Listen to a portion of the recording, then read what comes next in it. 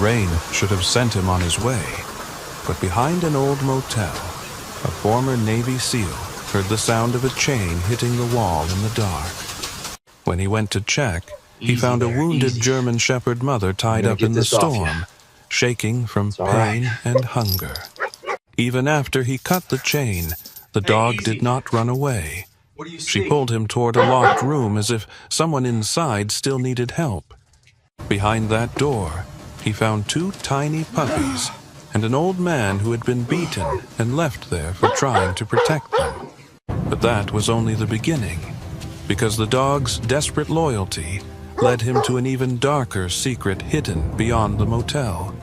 Before the night was over, the soldier would have to choose whether to walk away again or go back and save one more life. If this story touches your heart, tell us where you're watching from or share your thoughts below. And please like and subscribe to help us reach 1,000 subscribers so we can bring you more stories like this. The storm had not come down all at once.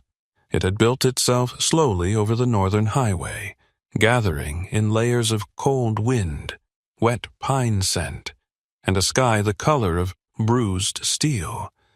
By the time Dane Hollister eased his pickup off the road and into the cracked parking lot of Cedar Lantern Motel, the rain had thickened into slanting gray ropes that rattled against the windshield and blurred the world beyond it. He killed the engine and sat for a moment without moving. Dane was 38, about 6 feet tall, with the lean, compact strength of a man who had trained his body for usefulness rather than display. His face was clean-shaven, the hard lines of his square jaw and pronounced cheekbones left bare beneath the glow of the dash. His dark brown hair was cut in a military style, neat and close, though a little longer than regulation would have once allowed. Years of northern wind had darkened his fair skin into something weathered and quietly worn. His eyes, gray-blue, steady, difficult to read, had the habit of looking at places as though they might break open at any moment. He wore the same clothes he wore most days, an old olive-gray tactical combat shirt softened by years of washing and bad weather, faintly frayed at the cuffs and shoulders, faded in places where work and rain had rubbed the color thin. Old, earth-brown combat pants with worn knees and sagging cargo pockets. Old military work boots still solid at the sole. An old military watch that caught no light and made no statement. Nothing about him asked to be noticed. That was how he preferred it. He had meant to drive another 40 miles before stopping, but the storm had worsened, and the motel sign, Cedar Lantern, 2 letters dead, 1 flickering, had risen out of the rain like a place memory might go to rot. He told himself he only wanted coffee, maybe 10 dry minutes, then he would get back on the road and keep heading north. He was good at leaving.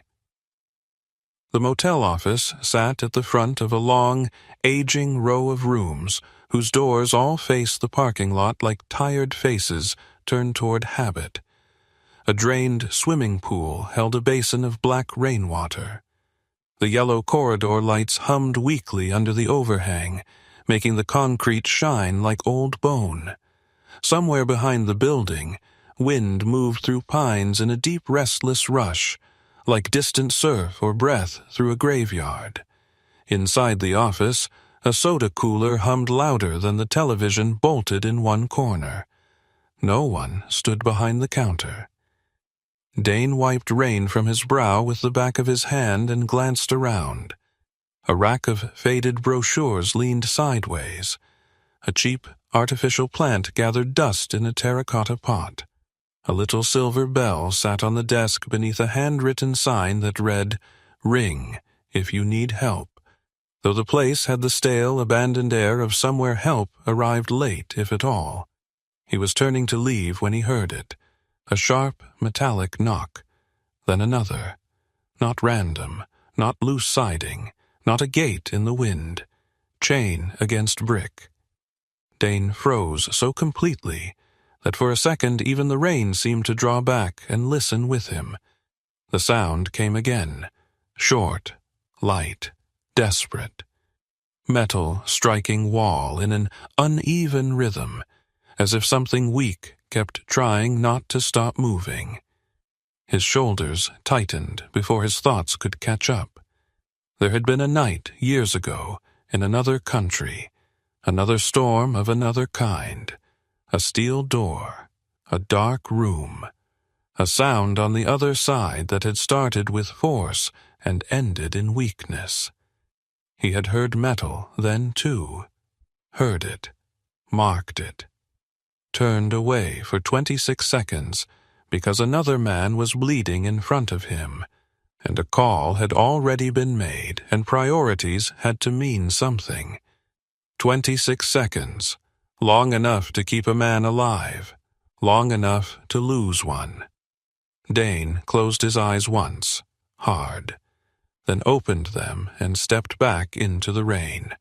He told himself to keep walking, that motels like this grew trouble in the walls, that somebody else worked here, that if he started answering every sound that scraped at old wounds, he would never reach the end of any road. The chain struck the wall again. He changed direction. The back of the motel was darker than the front, the security light above the corner door dead or broken. Water dripped from gutters in heavy, uneven spurts. The brick wall was slick with rain and age, streaked black in places where mildew had found patience. Dane rounded the last corner and saw her. She was tied to an iron hook set into the wall near an old storage door. A German shepherd, female, about 5 years old, maybe a little older. Black and tan coat, plastered dark with rain, her flanks so hollow he could count ribs through the wet fur. Her frame told the truth of what she had once been. A strong, working dog, well-built, deep-chested, made for endurance. Hunger and pain had carved her down, but not erased her. Her ears stood half-raised despite exhaustion. One hind leg trembled under too much weight. A raw groove showed around her neck where the chain had rubbed skin open over time, and fresh blood had dried in rust-colored streaks along one shoulder. She did not bark when she saw him. That unsettled him more than if she had. Most suffering animals either fled or fought. This dog did neither. She turned her body sideways, not to protect herself, but to angle herself between him and the storage door behind her. A low growl trembled in her throat, but it lacked threat. It sounded like warning held together by pain. Rain ran down her narrow muzzle.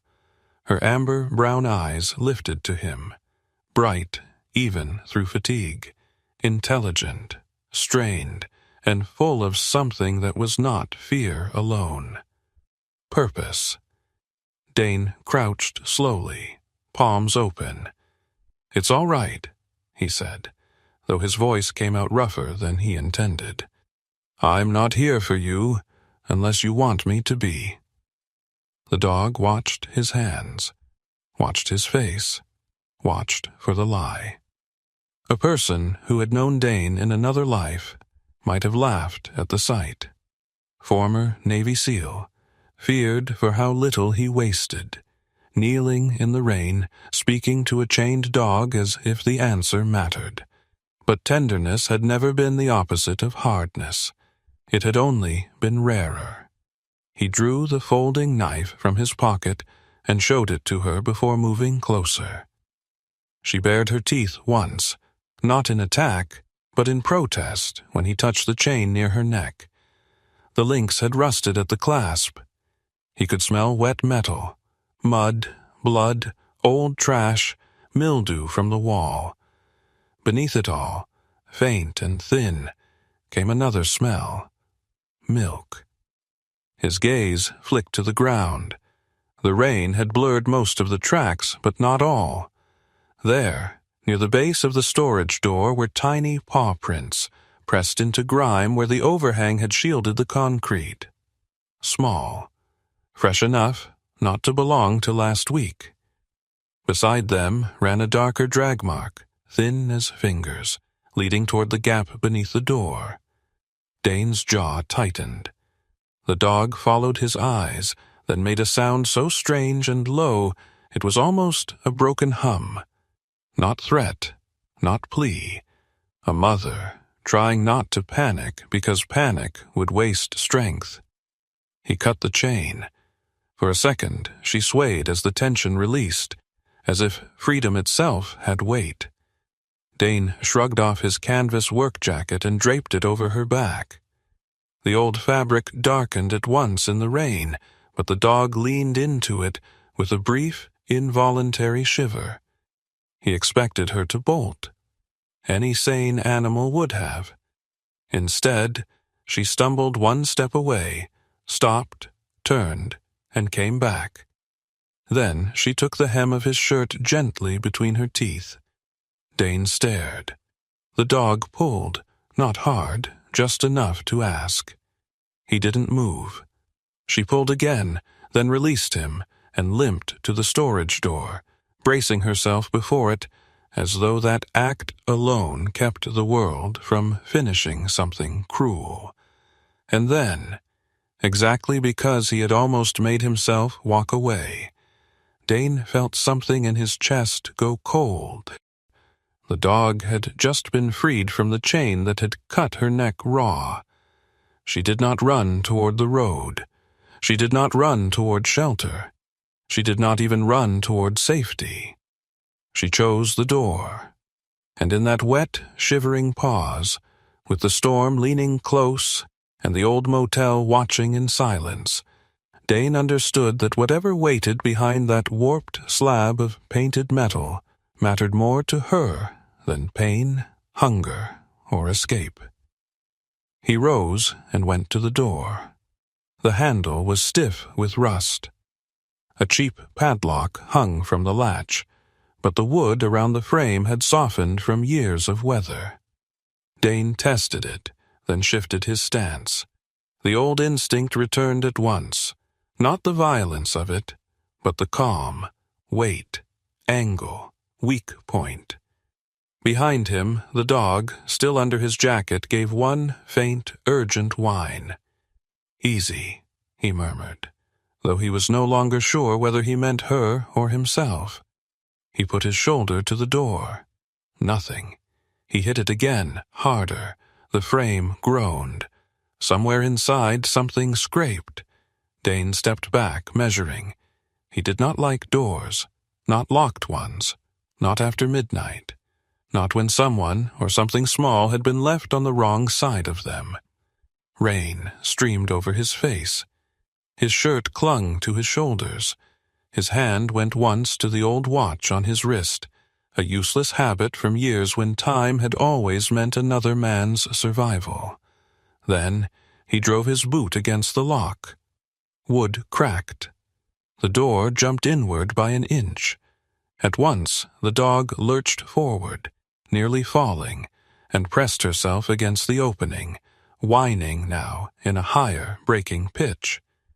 Dane caught her shoulder to steady her and felt heat there, fever under wet fur. He shoved the door wider. The storage room beyond was black, except for the slice of stormlight from outside. The smell hit him first. Oil, mildew, old cardboard, damp cloth. And underneath it, fear so sharp it felt like an electrical current against the skin. His flashlight beam cut through the dark. A metal shelf, a stack of tires, buckets, a broken mop handle, a milk crate tipped on its side. Then, low to the ground, movement. Tiny shapes pressed together in a nest of dirty blankets behind a shelf. Puppies, 2 of them. Shepherd mixes or young shepherds, maybe only a few weeks old. one tan-faced, one darker.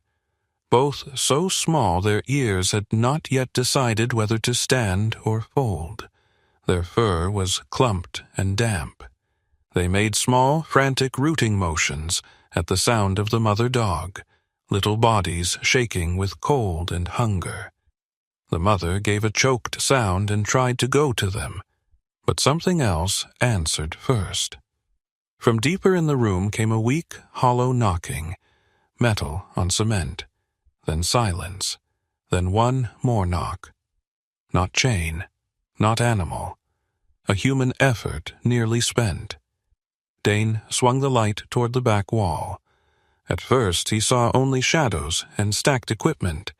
Then the beam found a shape on the floor behind a workbench.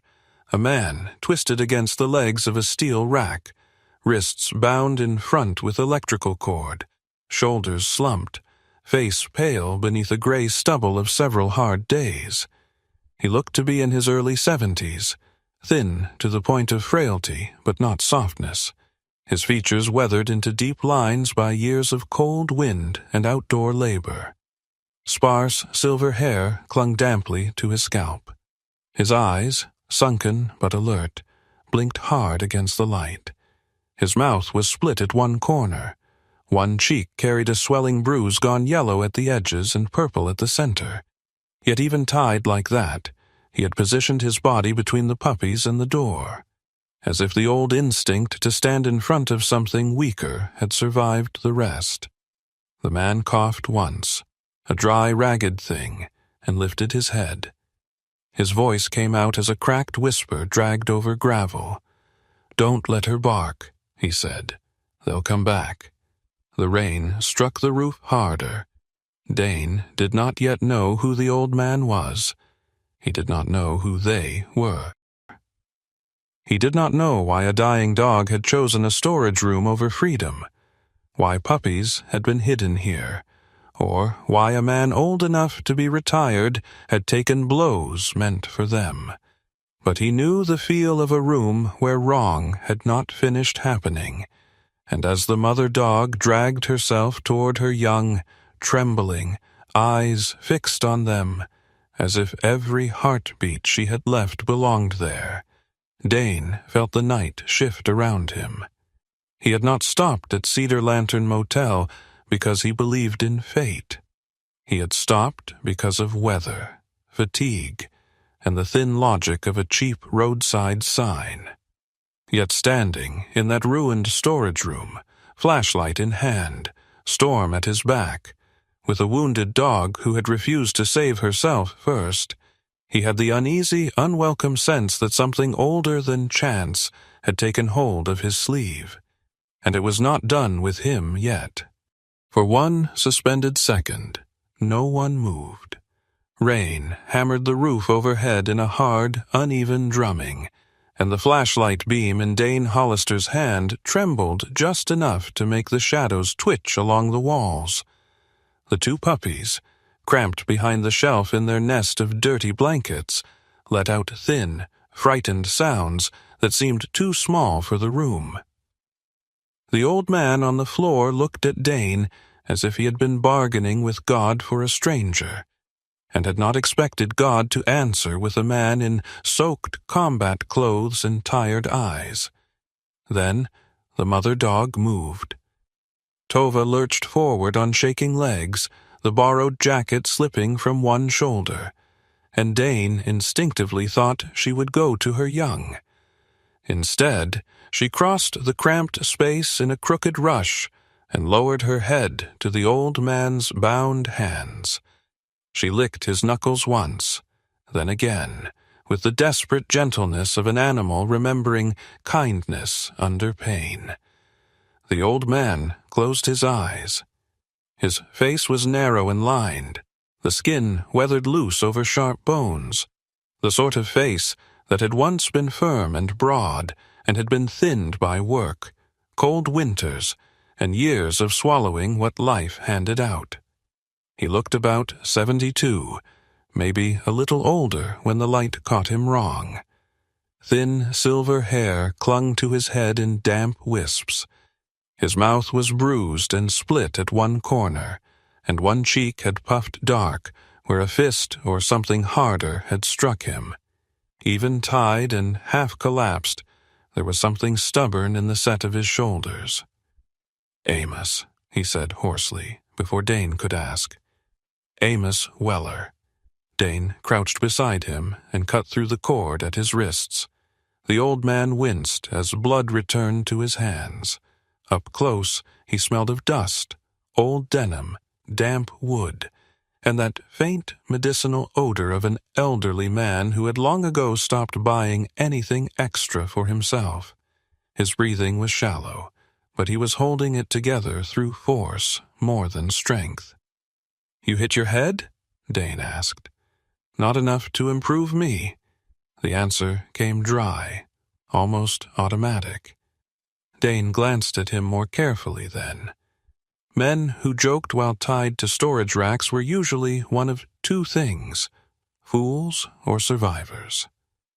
Amos did not look like a fool. Behind them, Tova finally turned toward the puppies. She pushed her nose into the blankets and let out a low, vibrating sound that changed the room. It was still pain, but no longer panic. One of the pups crawled weakly toward her, tiny and unsteady, black-backed with a tan face and oversized paws. The second was slightly darker, narrower through the muzzle, its little body shivering in exhausted bursts. They could not be more than a few weeks old.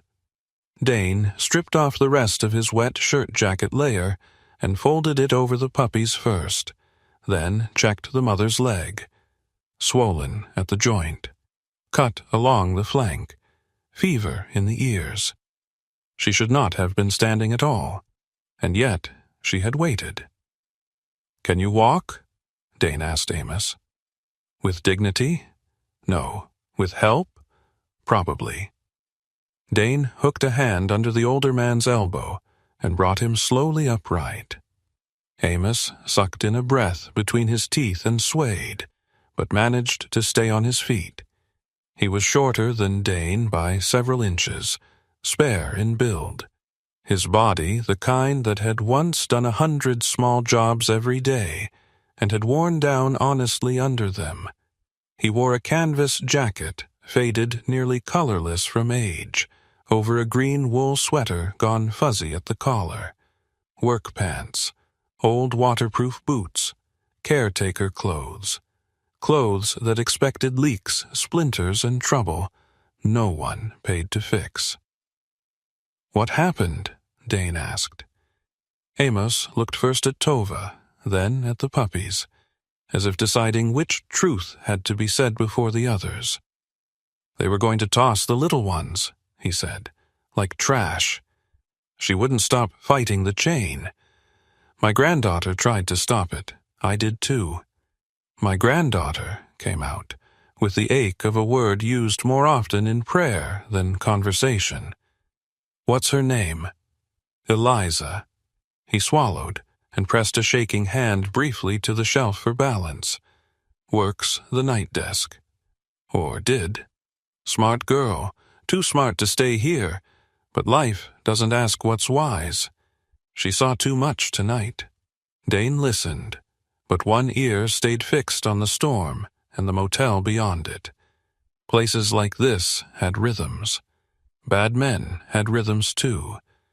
He could feel time beginning to narrow around them. "Start from what matters." Amos gave him a quick, sharp look. Even battered and thirsty, he understood concise men.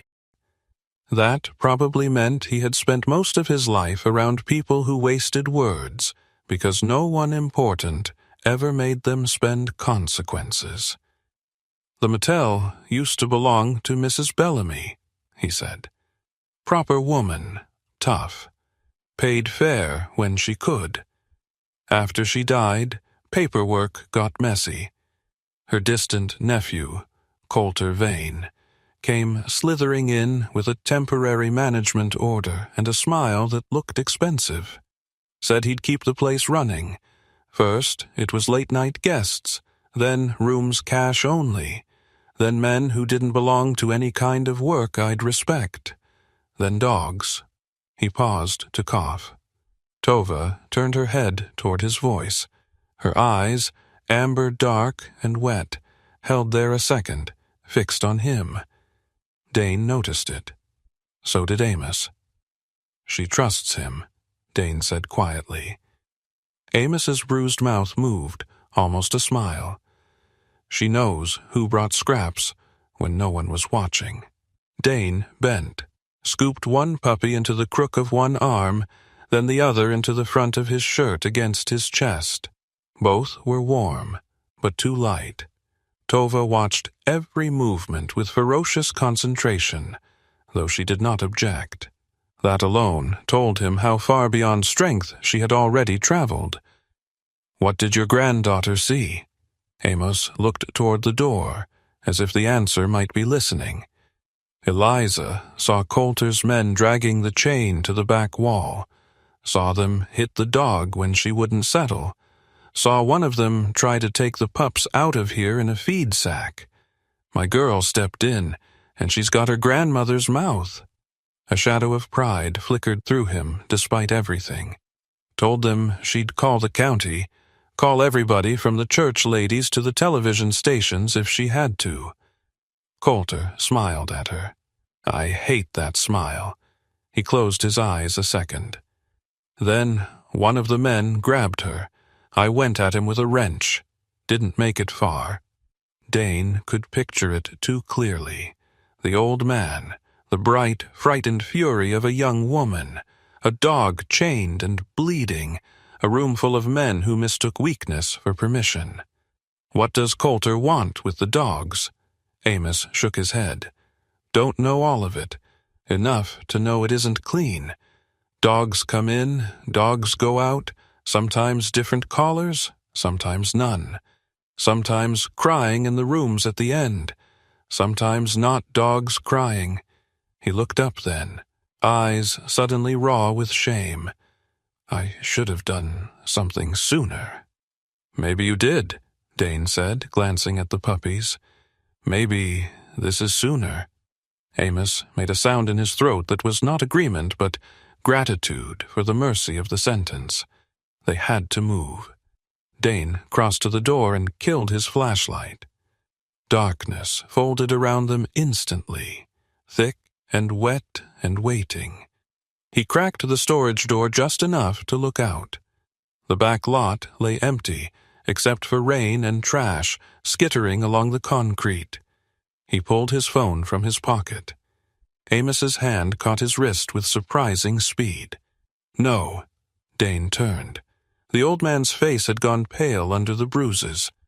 Don't call the county line. Why not? Amos hesitated. The kind of hesitation born not from uncertainty, but from fear of being thought foolish. I've seen Deputy Ross Harlan here. The name meant nothing to Dane. Amos must have read that, because he rushed on. Middle of the night, no lights on the cruiser. Came through the office like he belonged. Went in empty-handed, came out empty-handed. No report after, no questions to me. Nothing written. Amos licked cracked lips.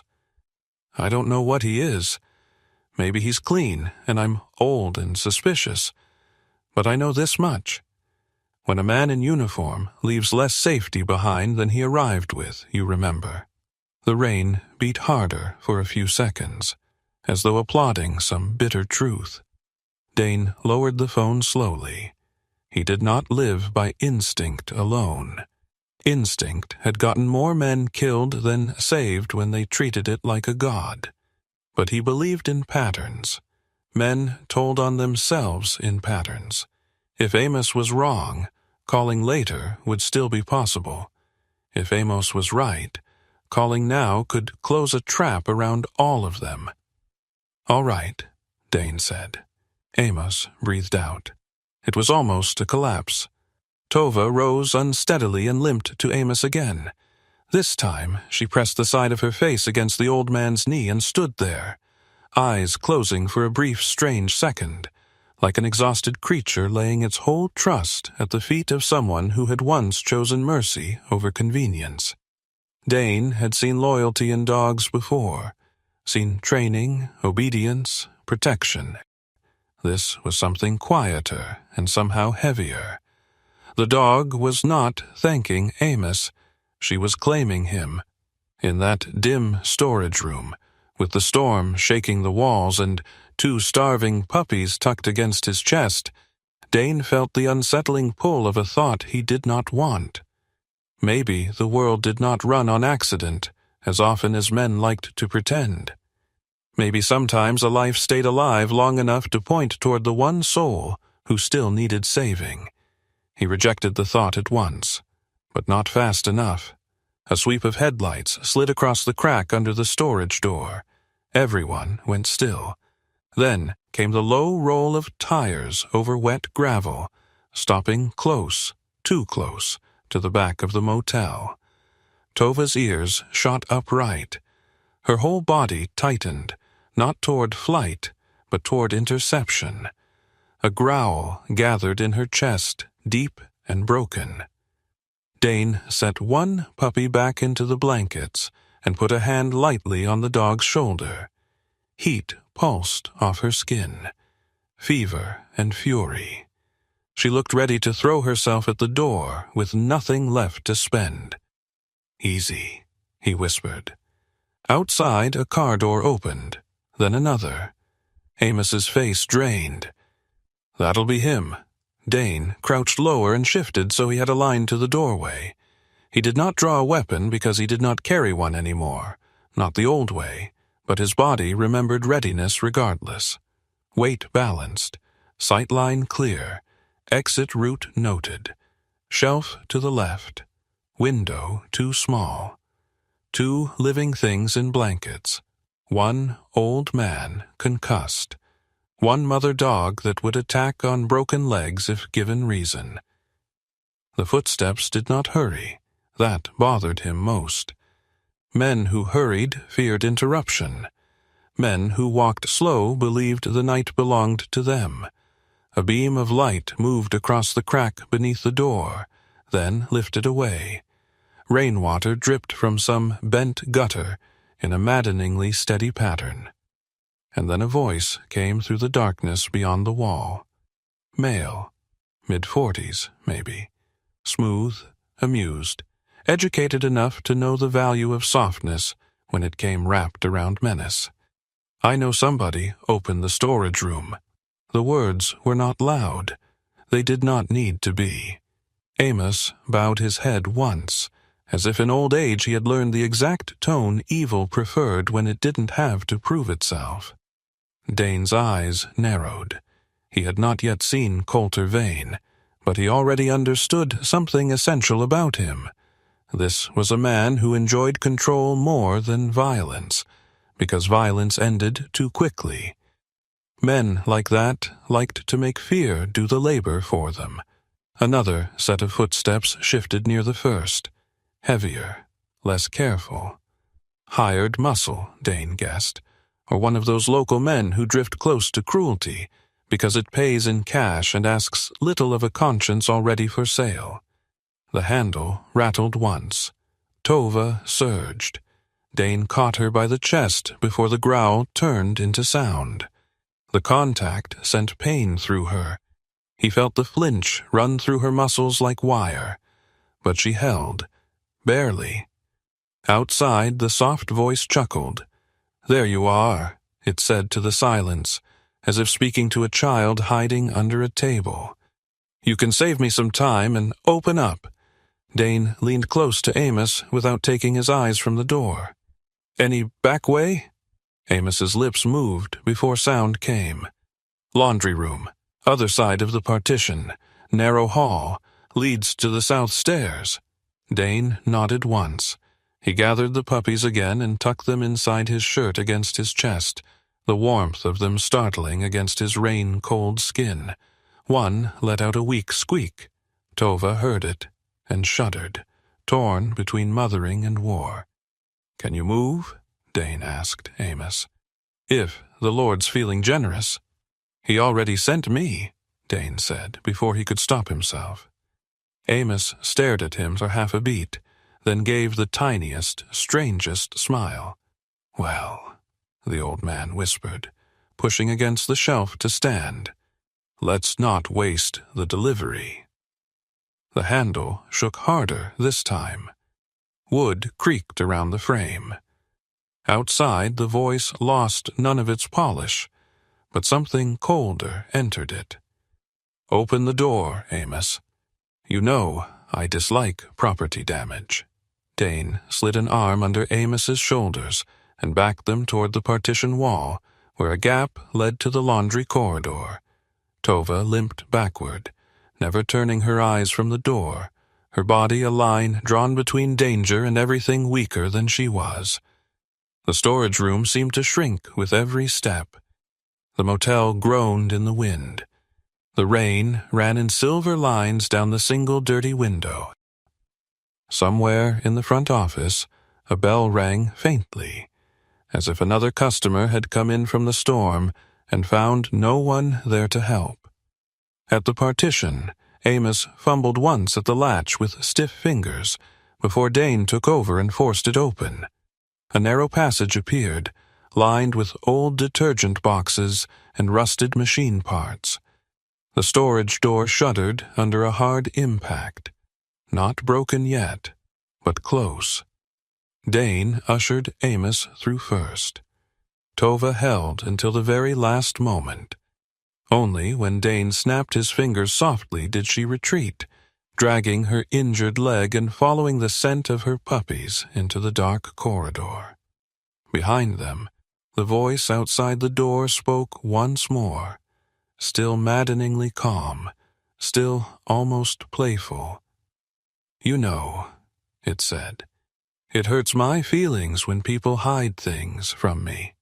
Then the next blow hit the door hard enough to split wood, and with 2 starving puppies against his chest, an old man stumbling in front of him, and a wounded mother dog trying not to fall, Dane Hollister led them into the dark. The narrow service corridor behind the storage room smelled of bleach, rust, and wet plaster. Dane Hollister moved through it sideways, one shoulder brushing peeling drywall, the other supporting Amos Weller's weight as the old caretaker stumbled beside him. The puppies were bundled inside Dane's shirt and jacket, pressed against his chest for warmth, their tiny bodies trembling in frantic, irregular shivers. Behind them, Tova limped with the stubborn silence of a creature too depleted to waste sound, yet too fiercely anchored to quit. Every few steps she turned her head back, counting her young with her eyes, then Amos, then Dane, as if some invisible list had to remain complete. The laundry room at the far end of the passage looked as if it had not truly worked in years. 2 industrial washers sat dead and rust-streaked under a flickering fluorescent tube. A plastic basket full of mildewed sheets had collapsed into itself in one corner. Rain rattled against a small wired window high in the wall. The emergency exit beyond the dryers had a metal crash bar swollen with rust. Behind them, the storage door gave way with a violent crack. A voice drifted through the back hall, smooth, unhurried, and much too calm for the hour. Dane did not hear the words clearly this time, only the cadence. It was the cadence that mattered. Men who believed they owned fear rarely raised their voices. They spoke softly because the room had already learned to lean toward them. "Move," Dane said. Amos tried. The old man was game, but shock had begun to claim its due. He was all sharp elbows and wiry resolve, tall enough once perhaps to seem rangy, now narrowed by age and labor into a figure that looked as though winter itself had taken small bites from him over the years. His silver hair, damp and flattened to his scalp, made the bruising on his face look darker. Yet there was still grit in him, pride too. the kind pride older men carried when they had spent a lifetime fixing other people's roofs, pipes, doors, and mistakes without ever learning how to ask for help. Dane shoved the crash bar. Nothing. He hit it again with his shoulder. Metal shrieked. The swollen seal broke open just enough to let in a sheet of icy rain and a gust of pine-scented air. Tova came alive at once, pushing past his leg into the weather, then pausing just outside under the weak security light to make sure the others followed. She should have collapsed by then. Dane knew that. So did she, probably. But instinct had become duty in her, and duty could drag the body farther than muscle ever could. He got Amos through the door, then out into the alley behind the motel, where water coursed along the cracked pavement in quick silver streams. The parking lot beyond the far corner glowed briefly under a sweep of headlights. Dane flattened Amos against the wall and listened. A car engine idled. One door slammed, then another. Too close. He did not have the luxury of a clean escape route, so he did what years of bad nights had taught him to do. He chose the least disastrous option and committed to it. They cut behind the motel's dead pool, through waist-high weeds and broken fencing, into a strip of black pine shadow where the rain muffled the world down to breath, branches, and the slap of mud under boots. Amos nearly went down once on the slope. Dane caught him. One of the puppies let out a thin, weak cry from inside his shirt, and Tova wheeled immediately, eyes flashing in the dark. Only when she heard the tiny thing settle again did she limp onward. None of them spoke until the motel disappeared behind the trees. Only then did Amos bend over, hands on his thighs, drawing in shuddering breaths. "There's a cabin," he said, 2 miles east, Old Fire Road, if she's still there. Who? June Mercer. The name meant nothing to Dane, but the way Amos said it made him listen. Not hope exactly. More like the memory of a tool a man had once trusted with his whole hand. She used to dispatch for volunteer fire.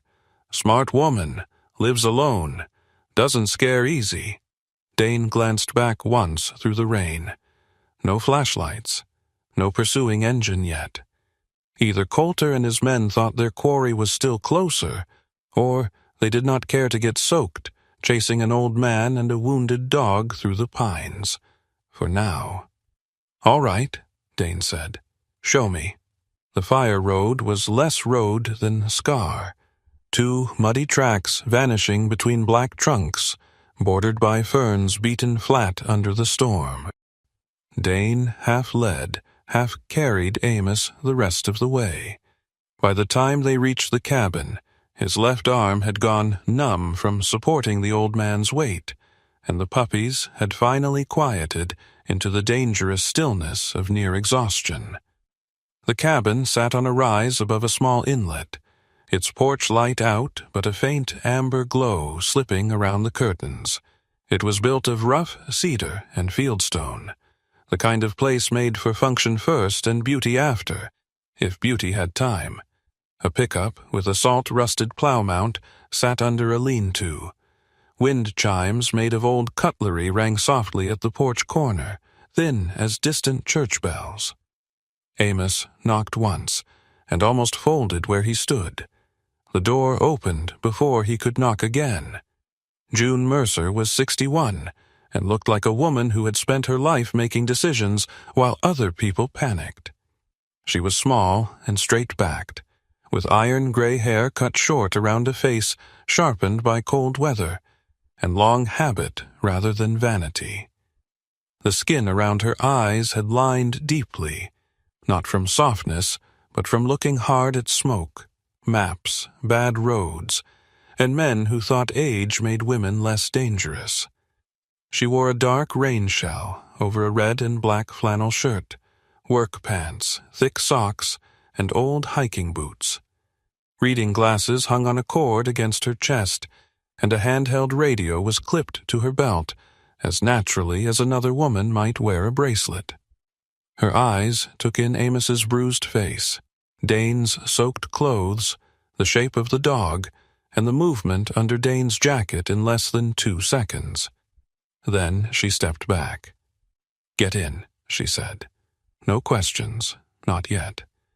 That alone told Dane plenty. The cabin was warm with wood stove heat, kerosene lantern light, and the smell of coffee so strong it could have revived the dead out of pride. June cleared a space on a braided rug before the stove. Dane lowered Amos into a chair. Tova refused to lie down until the puppies were unwrapped and placed in a folded quilt near the hearth. Even then she stayed upright, swaying, head low, watching everyone. June crouched without ceremony and put the back of her hand near Tova's muzzle, letting the dog smell her first. "Well now," she murmured, "you've been through hell and kept walking." Tova did not growl. She only blinked slowly, then shifted so one front paw touched the edge of the quilt. June looked up at Dane. "Veterinarian." He understood at once and nodded. There was no cell service worth trusting in storms that thick, but June had a landline and a stubborn old generator. 40 minutes later, headlights swept the cabin wall. Mara Flint arrived in a mud-spattered SUV marked with the faint outline of an old animal rescue magnet on the door. She was 35, lean and brisk, with ash-brown hair tied low at the nape and a face made vivid by intelligence rather than prettiness alone. Her cheekbones were sharp, her nose straight, her eyes a cool gray-green that missed almost nothing. She wore a dark navy parka over charcoal scrubs, cargo pants, and rubber-soled winter boots. The black veterinary bag in her hand looked heavy enough to matter. She came in, already rolling up her sleeves. "Which one's dying first?" she asked. "Not a promising opening," June said. "It's not optimism that keeps things alive." That, Dane thought, sounded like someone who had learned medicine the hard way. Mara examined Amos first. Concussion, likely mild, dehydration, bruised ribs, no immediate skull fracture by the look of him, though the morning might argue differently. Then she turned to Tova. The dog tried to stand between Mara and the puppies and nearly fell doing it. Dane steadied her by the chest.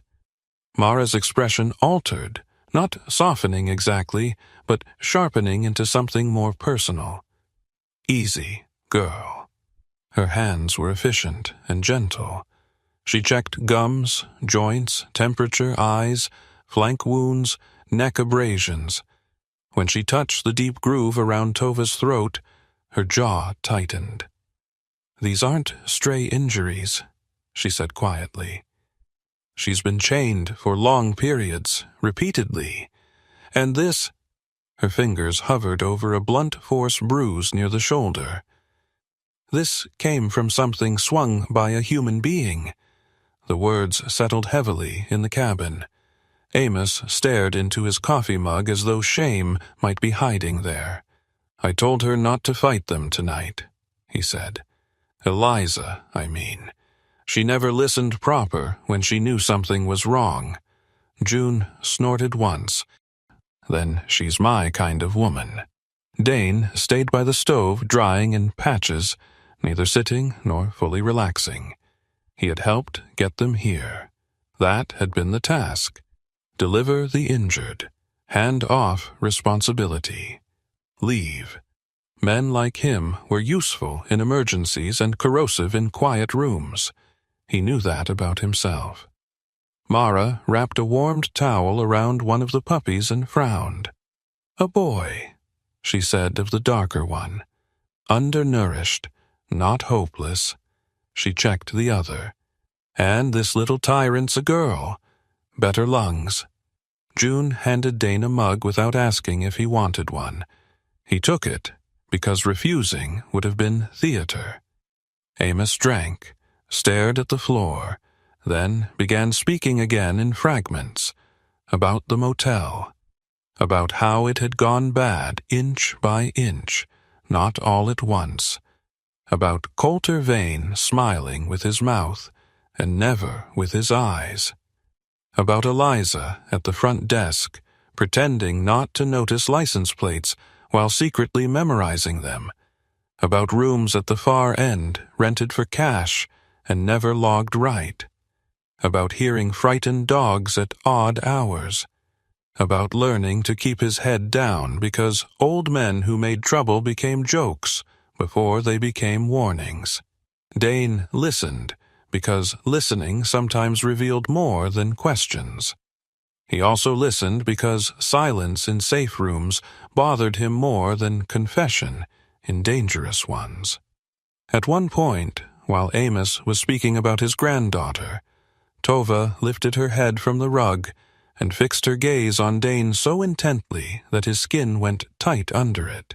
She was feverish, exhausted, barely able to hold her own body upright. Yet when Amos said Eliza's name, the dog looked not at Amos, not at the puppies, but at Dane, as if she had already decided that whatever came next belonged in his hands. There was no reason the moment should have meant anything. Dogs looked where they looked. Pain altered behavior. Storms made people fanciful. Still, for one strange heartbeat, Dane had the unwanted sense of being chosen by something that did not care whether he deserved it. He broke eye contact first. By dawn, the storm had begun to thin, not end. Northern weather did not apologize so quickly, but lighten enough that the world outside the windows emerged in cold washes of gray and pine. Dane found his truck keys where he had dropped them near the sink. He picked them up, turned them once in his palm, set his jaw. June, pouring fresh coffee, did not look up. "You're thinking of leaving." It irritated him that she knew. "I got them out." "That's not the same thing as finished." He slipped the keys into his pocket. "I'm not the law." "No," June said. "The law wears a badge and sometimes forgets its job. That makes the rest of us inconvenient." Amos had fallen half asleep in the armchair, one hand curled around the blanket over his knees. Mara dozed upright at the table, head tipped back, arms crossed, having apparently learned to sleep anywhere, and never fully. Tova remained on the rug, chin down now, the puppies tucked against her belly.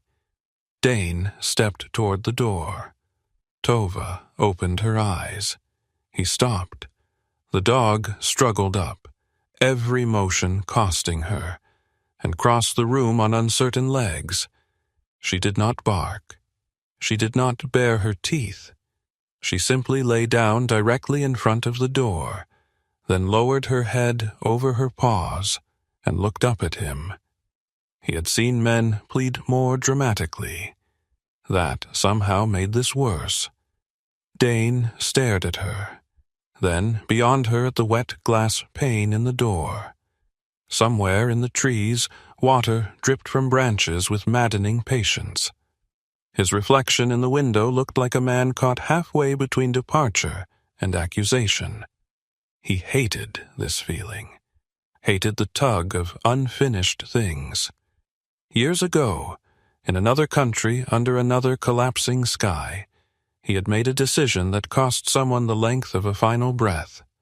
Since then, he had lived by one rule: do not linger where conscience can root. Keep moving. Roads were easier than rooms.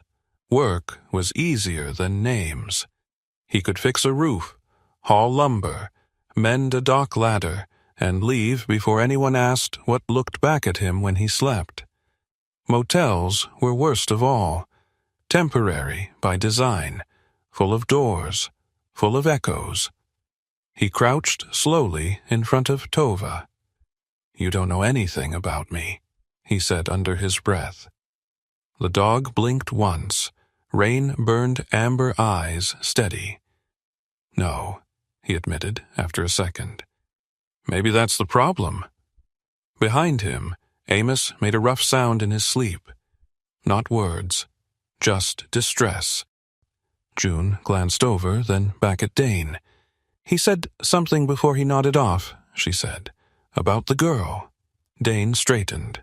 June nodded toward Amos. Might want to hear it from him before the memory fades.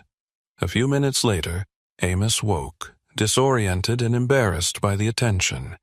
He rubbed both hands over his face, as if to scrape away age, exhaustion, and failure. "What girl?" he muttered, then remembered. His whole expression changed. "Eliza." He sat forward too fast and winced. There was something she said when they took her. Dane crossed the room at once. "What?" Amos pressed his fingers to his temple, searching through pain and fatigue. "Not all of it. Just a piece. She looked at me. Lord, she was trying not to cry. That's what I remember most, trying not to give them that. And she said, 'If something happens, find room 8. He looked up, his old eyes suddenly sharp through the bruising. "And don't trust the ledger at the desk." Silence took the room. June set the coffee pot down very carefully. Mara's eyes opened completely, sleep gone in a blink. Dane felt the whole story shift half an inch to the left. Not enough to reveal itself. Enough to prove Eliza had expected trouble and prepared for it. "When did she say this?" he asked. "Just before they shoved me into the storage room. Thought I'd forgotten. Didn't." Amos swallowed hard. Girl always hid things where she figured smarter people would overlook them. Dane was already reaching for his jacket. June watched him. "You really are going back." He did not answer because answer implied doubt, and he had run out of that particular luxury. The rain had dwindled to a cold mist by the time he drove back toward Cedar Lantern Motel. Dawn remained weak and colorless, spreading slowly through the pines like old sorrow.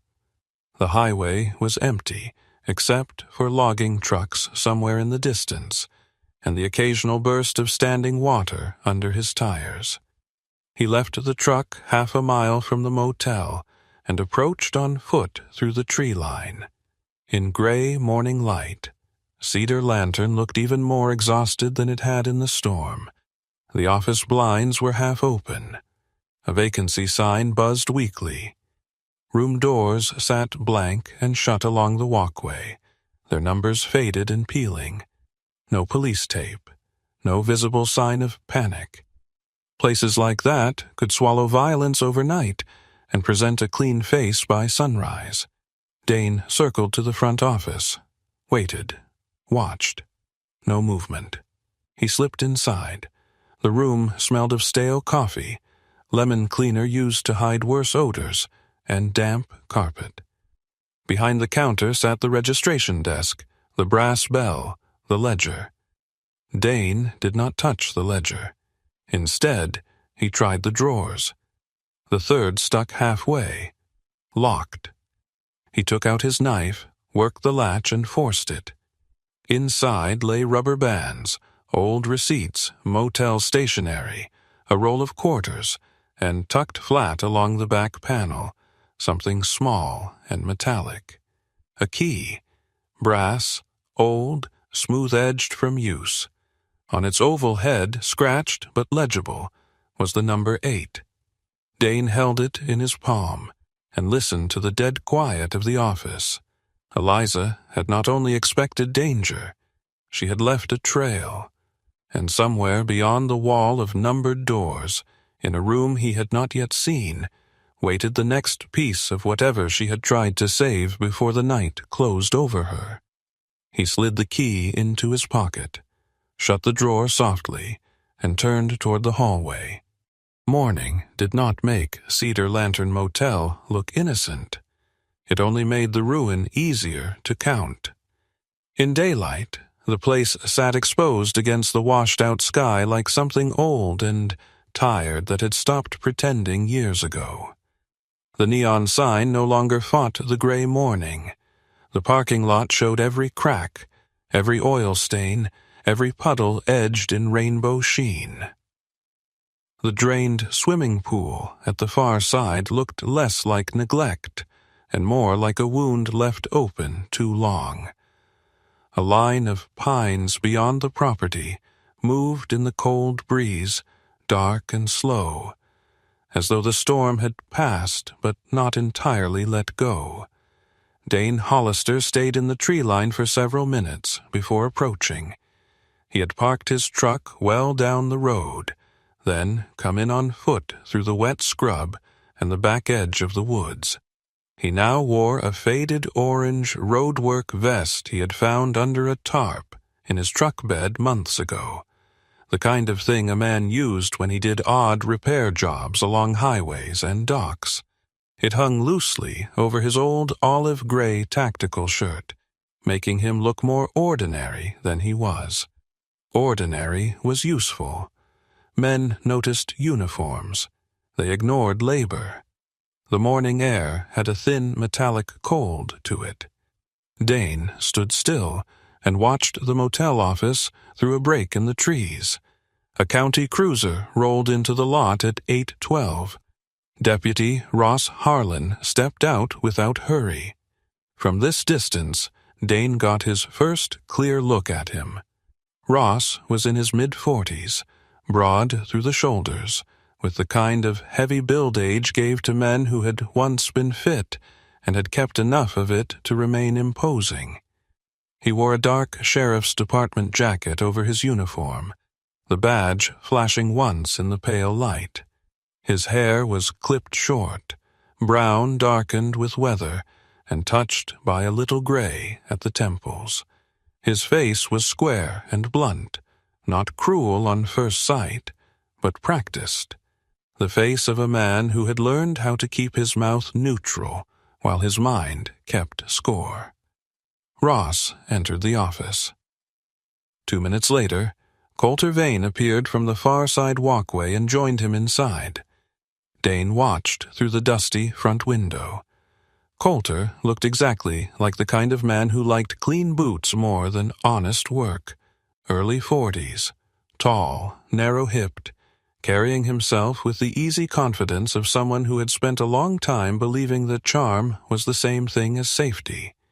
His hair was dark blonde to light brown, brushed neatly back. No beard. Good coat, dark and fitted.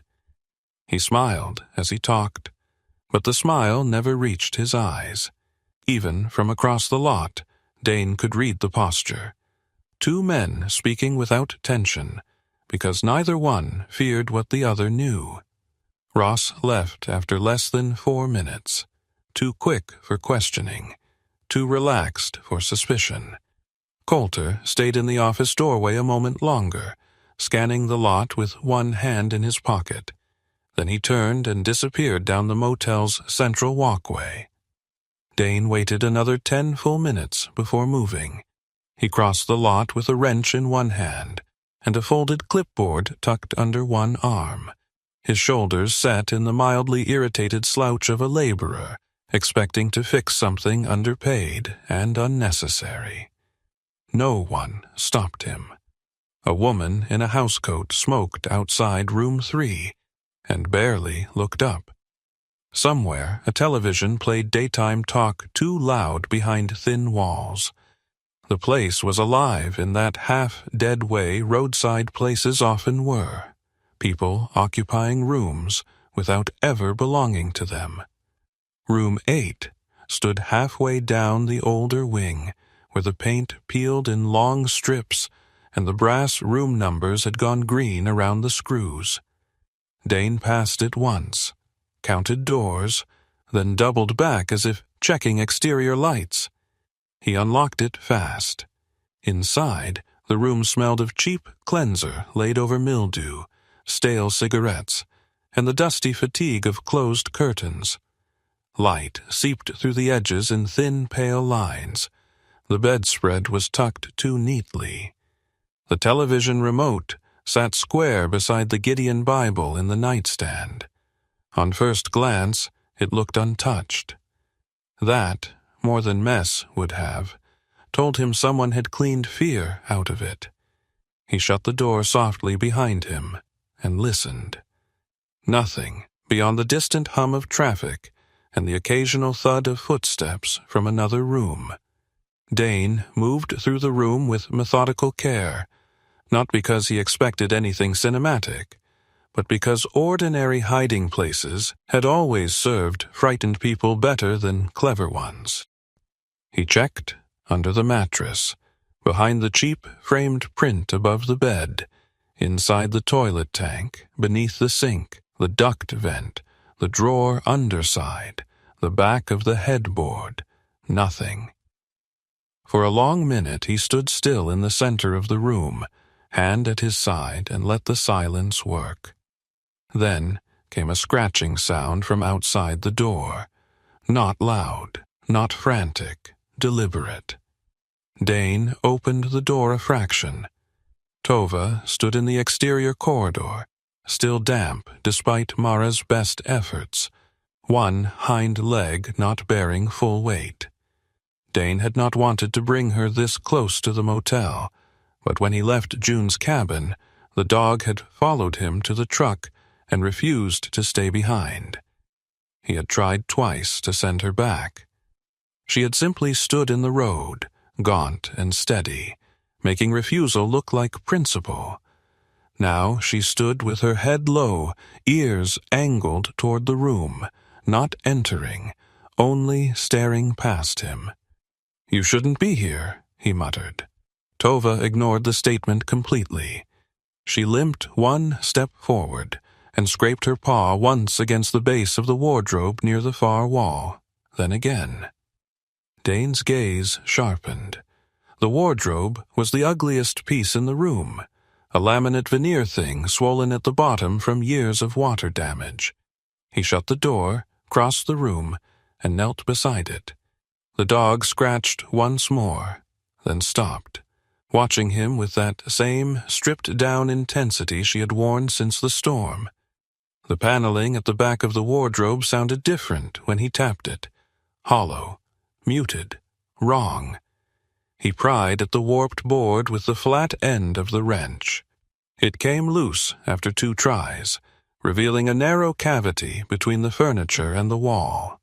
Inside lay 3 things: a phone shell with the SIM removed and the battery missing, a folded scrap of motel stationery, damp-edged and wrinkled, and a micro SD card wrapped in clear tape and tucked into the seam of a plastic soap cap. Dane stared at the small bundle for a second. Eliza had not panicked. She had prepared. He unfolded the note first. The handwriting was hurried but legible, the strokes hard where the pen had pressed through fear. "If I disappear, don't bring this to Ross. They don't only keep dogs. Find the old place by the water. Don't trust the front desk ledger. No signature. None needed." Dane read it twice, then slipped it into his pocket. The phone shell told him less than the note, but said something all the same. Eliza had broken the device apart on purpose. No full phone meant no easy tracing, no easy deletion if someone found it. She had hidden the piece that mattered, the micro SD card. He stood, pulled the old laptop-sized diagnostic adapter from his repair kit, and connected it to his phone. It took nearly a minute to read. Most of the files were corrupted. Water damage, maybe haste, maybe both. One video opened. The image jerked violently, dark and grainy. For the first several seconds there was nothing but a low-angle view of stained linoleum and the legs of plastic laundry baskets. Then, voices. Male. Irritated. One curse. A thud. A chain dragging. The picture swung upward just long enough to catch Coulter Vane in profile. hauling a wire crate toward the back exit. Inside the crate, something moved. A dog, maybe, impossible to tell clearly. Another man crossed the frame only from the waist down in work boots and dark pants. Then came Eliza's breathing, held too tight. The camera dipped, and for one brief, fractured instant, the audio picked up a different sound entirely. A child coughing. Very small, very close. Dane went still. The video stuttered, recovered, then caught Eliza's whisper, almost too faint to hear. "If they find me, give this to..." Static. Black screen. End. He replayed the clip. Same result. No miracle. No hidden second angle. Just enough to prove that what had happened around Tova and the puppies was not the whole story. He looked at the note again. They don't only keep dogs. That single line altered the air in the room. Tova, who had been standing by the bed with her head lowered, suddenly crossed to the far side of the mattress and nosed underneath with an urgency that made Dane set the phone down at once. The dog's body had changed. Not panic, not pain. Recognition. She pawed once, then backed up, eyes fixed on the dark space beneath the bed as though some echo still lived there. Dane knelt and reached underneath. His fingers closed around something small, plastic, round. He pulled it out.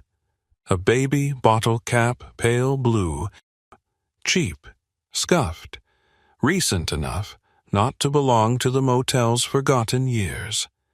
For a moment, Dane simply stared at the thing lying in his calloused hand. The room had been staged to look empty. The video had been damaged before it could say everything. The note had warned him without explaining enough. And now, under a motel bed in room 8, a dog who had already led him to a chained mother and hidden puppies had found the kind of object no one hid in a room meant only for dogs. The cap weighed almost nothing, yet it seemed to tilt the entire story into a darker shape. He slid it into his pocket beside the note.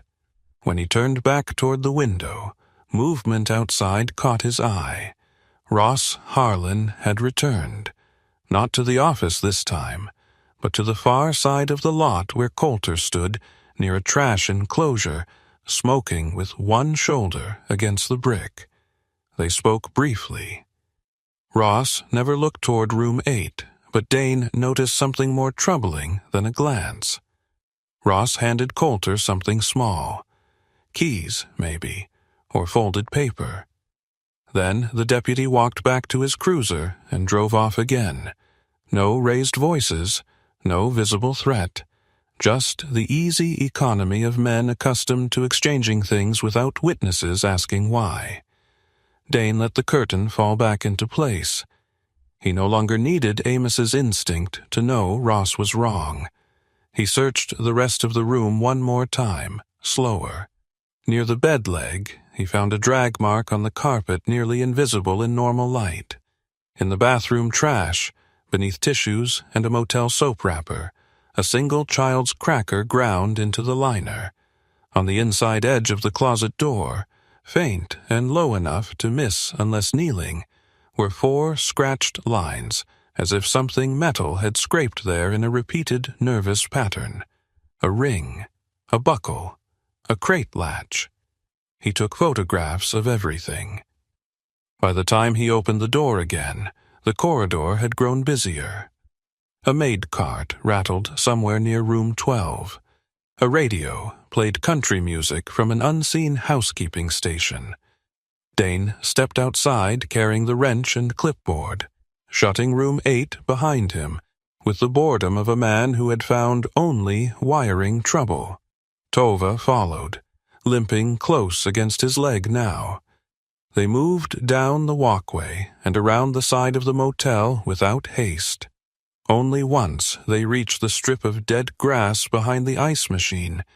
did Dane crouch and rest a hand lightly against the dog's neck. The fur there was still rough over the wounds, but warmer now, more alive.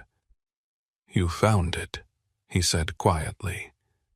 Tova leaned into the touch for one brief second, then pulled away and looked toward the tree line beyond the drainage ditch. Her attention had shifted.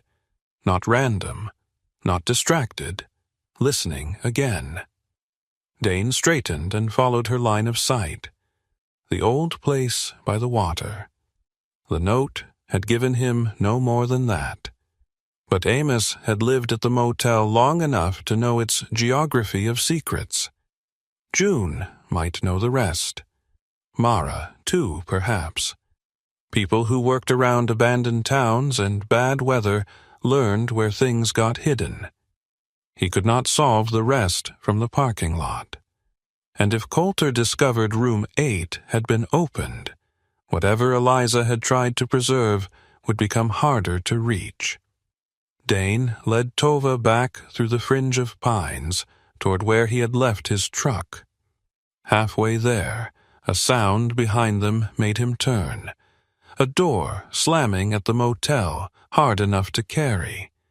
Coulter Vane stood in the back lot now, one hand shading his eyes as he looked across the property. Not toward Dane exactly. Not yet.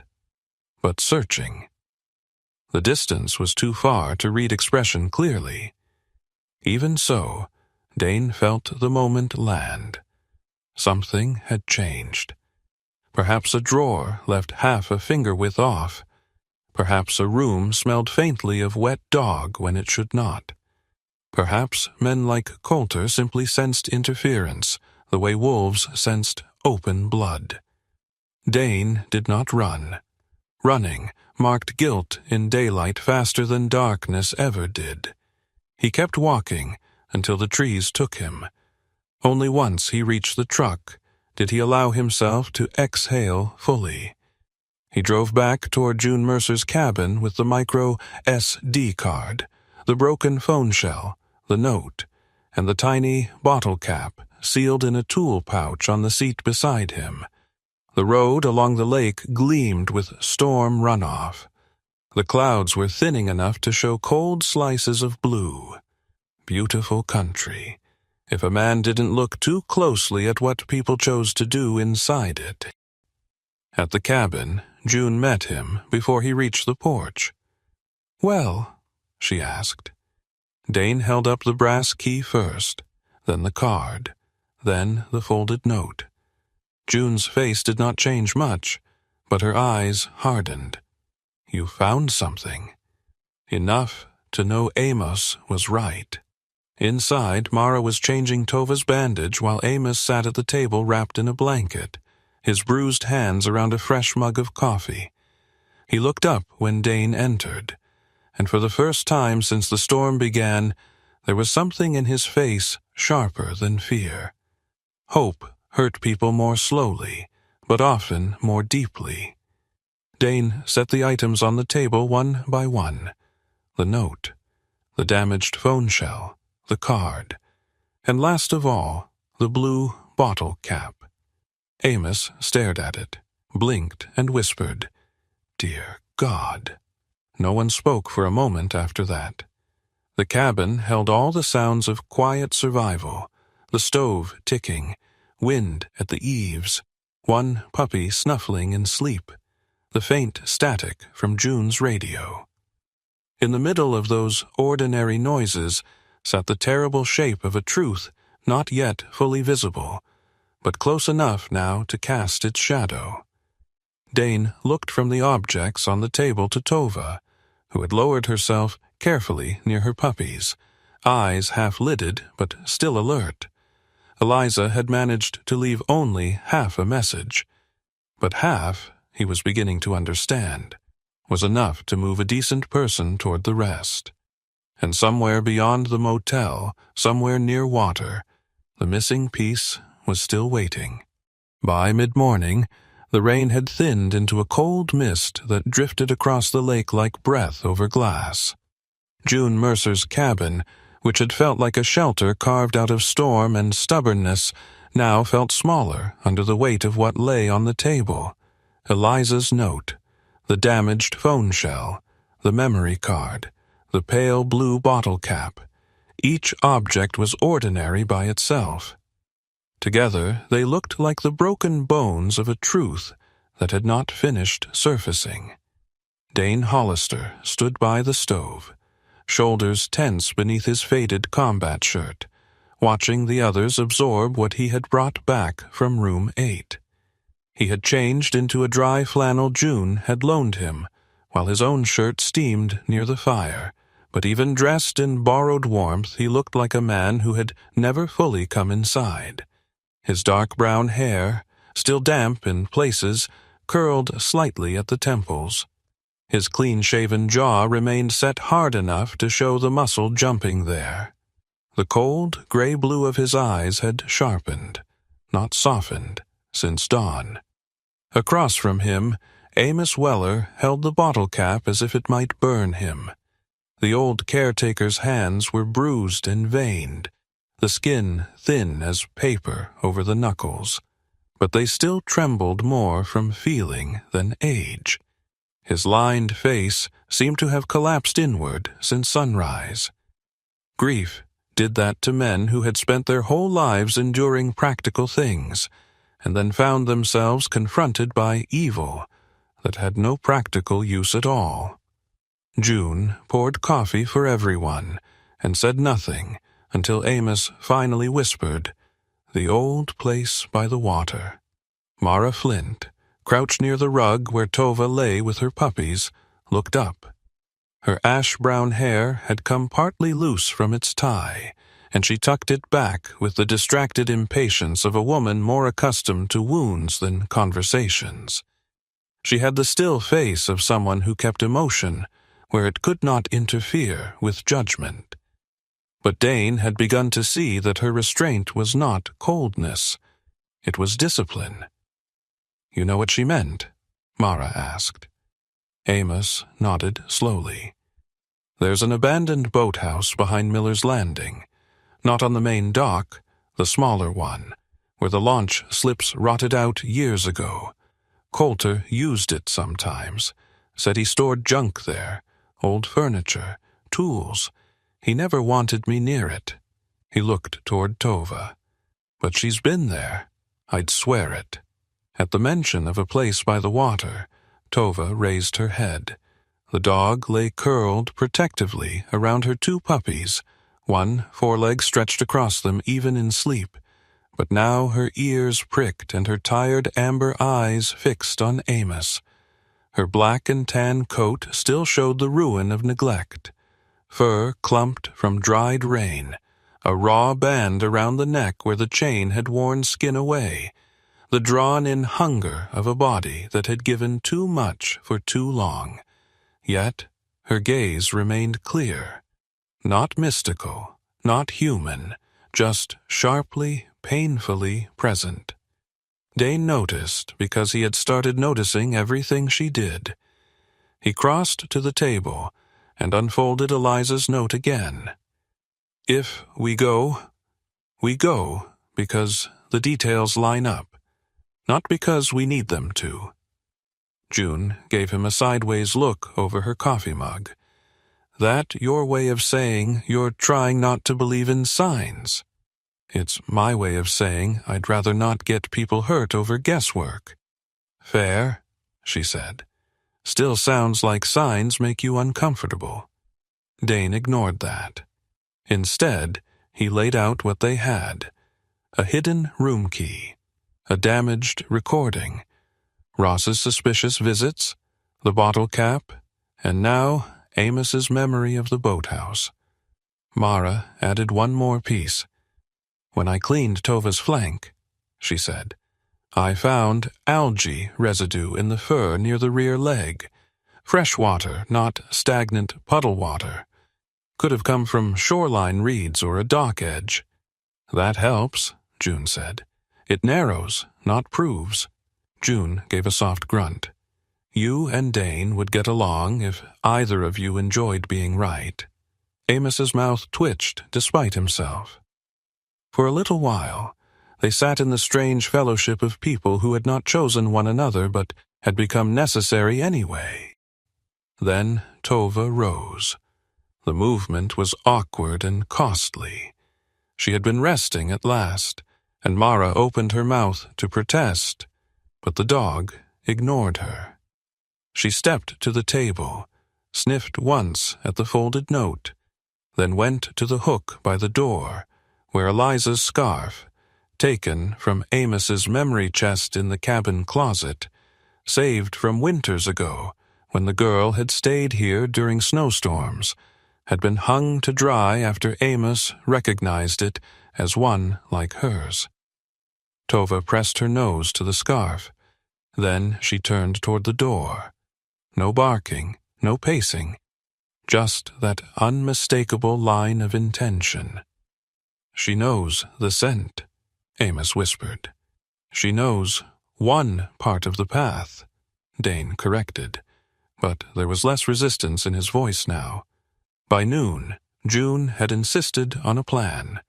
No one argued. She knew the shoreline, the side roads, the radio dead spots, the places where old county maps lied. She spread a paper map on the table and traced a route with one blunt finger.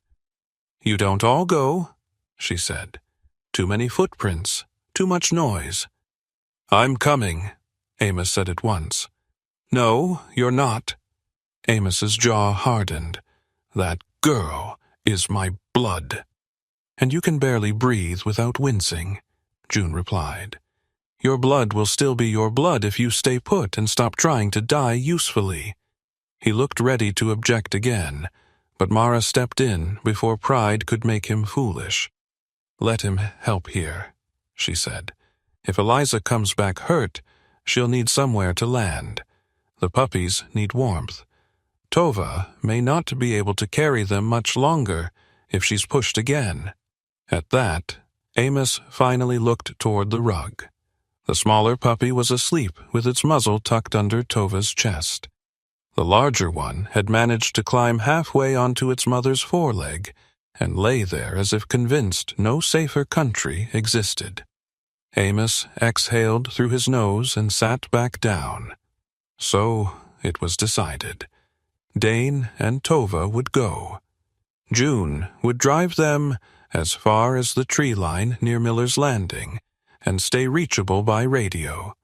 Mara would remain with Amos in case the injured or the missing came back broken. Before they left, Dane stepped onto the porch alone. The mist had lifted enough to reveal the lake below, cold and silver under a ragged sky. He stood there longer than he meant to, hands braced on the rail. Behind him, the cabin door eased open, and June came out carrying 2 travel thermoses. She set one beside him without comment. For a while, neither spoke. Then Dane said, "It wasn't the gunfire that stayed with me." June did not pretend not to know what he meant. He kept his eyes on the water. "It was a steel door in a supply corridor. I heard somebody hitting it from inside. We had one man bleeding out in front of us and another pinned 50 yards east. I made the call to move first and circle back." He swallowed once. "By the time I got there, the hitting had stopped." June stood very still. Dane laughed once, but there was nothing amused in it. "That's what people don't tell you. It isn't the blood that follows you longest. It's the sounds you measured wrong." June looked out over the gray lake, not at him. "Then don't measure this one wrong." That was all. It was enough. When Dane turned back toward the cabin door, he found Tova already there, waiting at the threshold with Eliza's scarf clenched gently in her teeth. She had taken it without tearing it, without shaking it, without guarding it from anyone. She held it the way one might carry a letter from the living to the missing. For one suspended instant, with the mist lifting off the lake and the dog's wounded body outlined against the dim warmth inside, Dane felt the old, resistant part of himself falter. Not because he thought the world was sending him messages, but because suffering, when it refuses to become cruelty, can look so much like faith that the difference stops mattering. By the time they reached Miller's Landing, the day had become a pale, raw thing, light enough to see by, cold enough to make every shadow feel unfinished. June left them near a stand of cedar overlooking the broken dock road. From there, Dane and Tova went on foot. The landing had once been useful. Now, it looked like the kind of place that survived only in local memory and old photographs. A warped sign leaned sideways near the shore. The main dock, farther out, had been partly rebuilt in recent years, but the smaller launch area behind the reeds had been abandoned. Water slapped against rotten pilings. Broken planks tipped into dark shallows. The boathouse sat 50 yards back from the waterline, half hidden by alder and brush, its paint weathered down to gray wood, and its windows clouded with old grime. Tova found the path before Dane did. Not a clear path, just a sequence of smells and compressed grass and memory. She moved slowly, stopping often, nose low, then continuing with the stubborn certainty of a creature, following what remained of fear long after footsteps had washed away. She did not lead like a trained tracker. She led like a mother retracing the worst route of her life. The boathouse door was padlocked, but the hasp had been replaced recently. Dane crouched, studying the screws, the mud at the threshold, the drag marks on the warped boards. "Used," he murmured. Tova gave a short, sharp breath through her nose. He forced the lock with a tire iron from June's truck. Inside, the smell struck first. Wet rope, gasoline, mold, dog fur, cold lake water, and the bitter human scent of fear left too long in enclosed air. The space had been divided crudely with hanging tarps and salvaged plywood sheets. On one side stood stacked wire crates, some empty, one bent inward at the door latch. On another lay 2 coils of nylon rope, a roll of duct tape, and 3 dented metal bowls with stagnant water still pooled in them. A child's fleece blanket, yellow with faded cartoon bears, had been tossed over a broken seat cushion. Near the far wall, a women's scarf lay half under a pallet. Eliza's. Dane picked it up and saw Tova stiffen immediately. The dog came forward, sniffed the fabric, then touched it once with her nose, before looking toward a dark corner, partitioned off with an old shower curtain. Behind it was a narrow holding area, no larger than a walk-in closet. No one there now, but there had been. On the floor lay a plastic spoon, an empty applesauce pouch, and one tiny sock caked with dried mud. Along the wall were scratch marks too low for an adult hand. Dane's expression changed so subtly another person might have missed it, but Tova noticed. Dogs always did. He stood very still in that foul little space, breathing through his nose. The air felt thinner, as though it had been used up by people who had not been given enough of it. This was not a grand criminal empire. That almost made it worse. A few bad men, a small county, forgotten people, unwanted dogs, no headlines. Evil did not need scale to do damage, only privacy.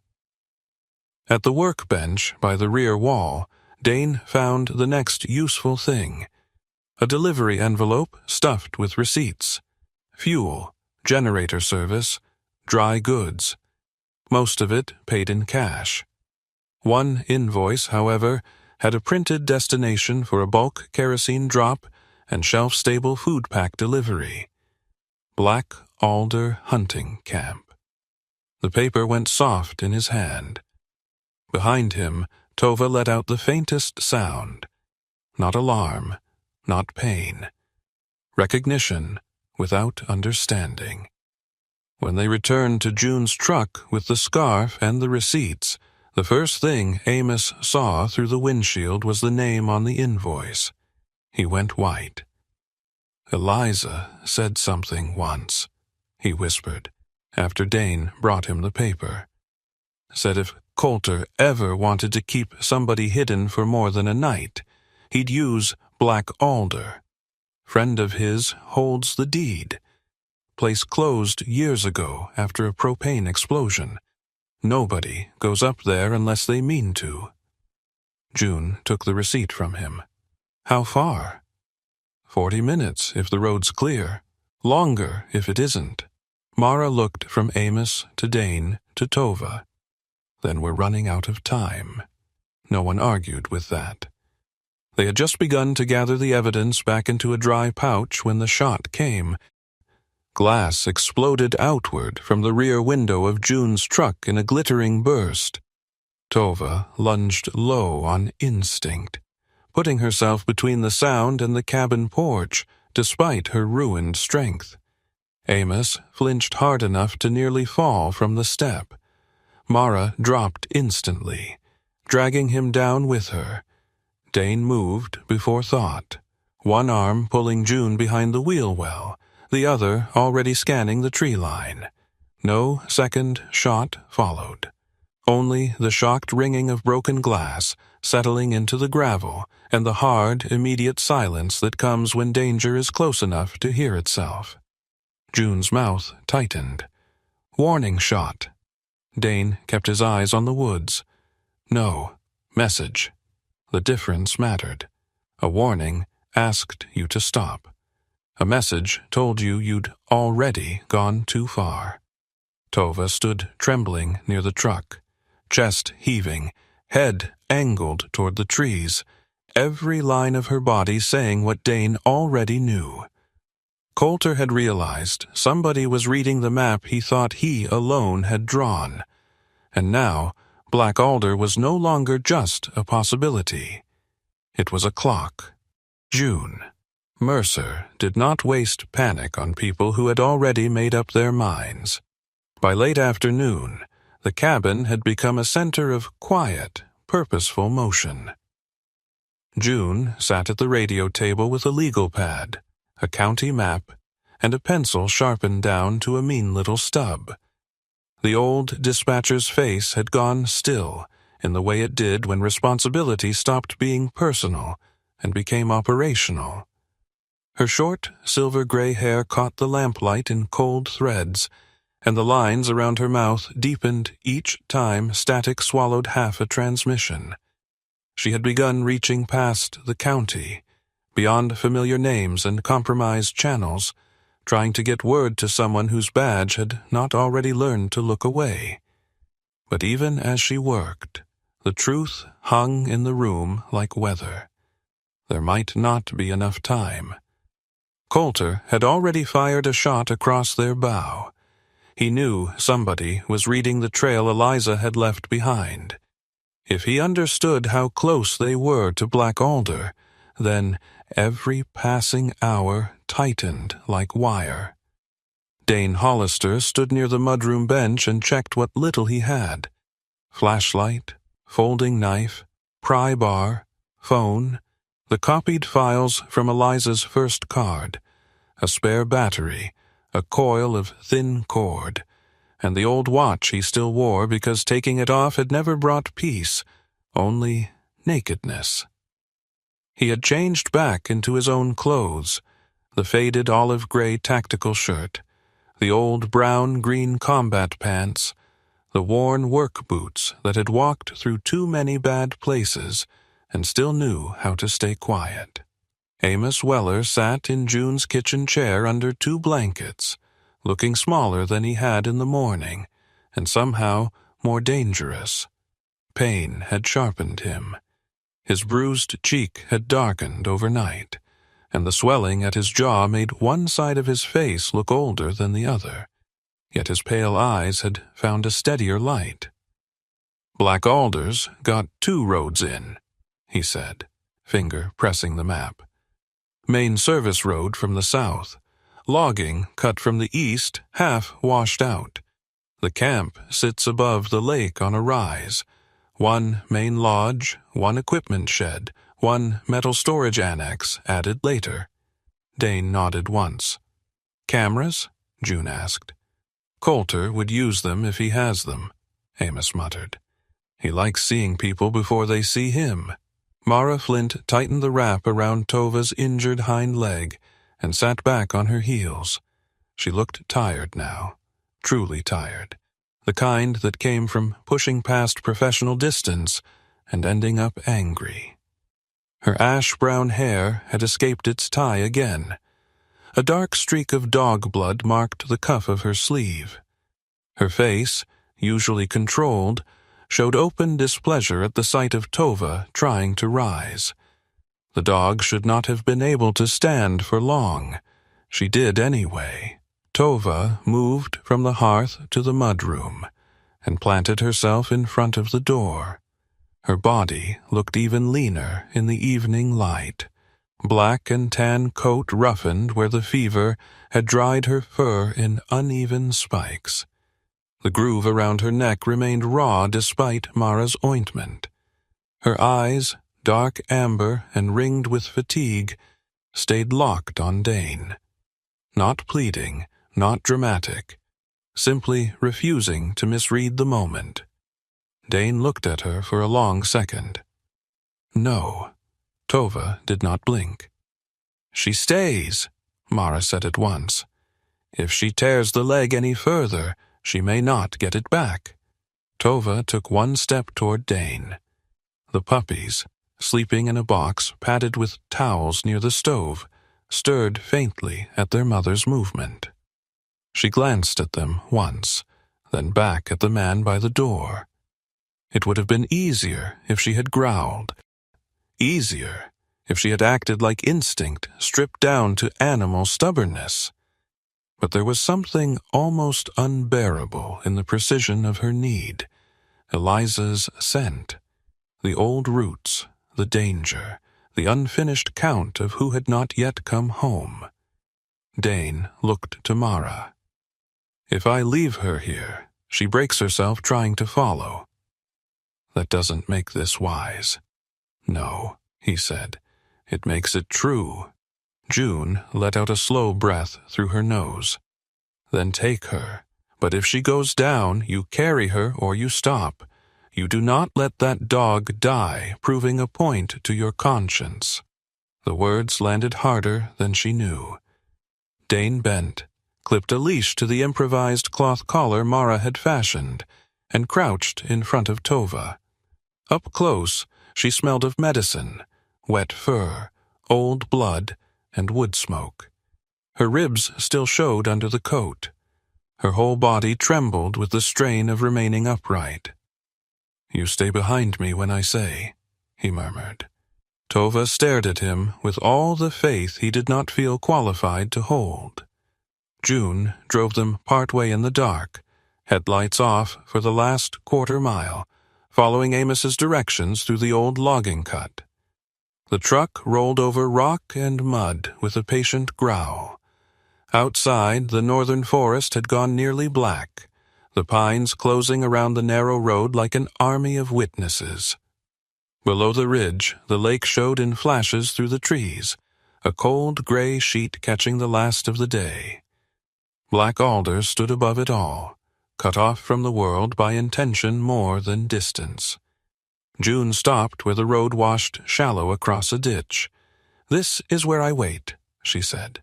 "I've got radio contact if the signal behaves. If I lose you for more than 30 minutes, I escalate whether you like it or not." Dane nodded and opened the door. "Bring the girl back," Amos had told him at the cabin. Now, June added, softer, "And bring yourself back too. You don't get to trade one ghost for another." He shut the door without answering. Black Alder Hunting Camp had once been built for men who liked isolation to come with whiskey, rifles, and money. Even ruined, it still carried that shape. The main lodge squatted low against the hillside, cedar-sided and broad-shouldered, windows glowing weak yellow behind curtains. 50 yards off sat an equipment shed. Beyond that, half hidden under the rise, stood the metal annex Amos had marked, the kind of later-built structure people added when they wanted storage without attention. A generator throbbed somewhere behind the lodge, its hum pushing through the trees like a second heartbeat. Dane moved uphill through brush and shadow, Tova tracking close on 3 good legs and stubbornness. Near the annex door he found cigarette ash, fresh tire marks, and the faint, sweet reek of gasoline. A cheap camera sat under the eave. Eliza had warned him in time. He circled wide, found the cable line running along the rear wall, and cut it with one quick turn of the knife. No alarm. Either they trusted remoteness more than equipment, or Coulter had grown careless. Inside the annex, the air was warmer and fouler.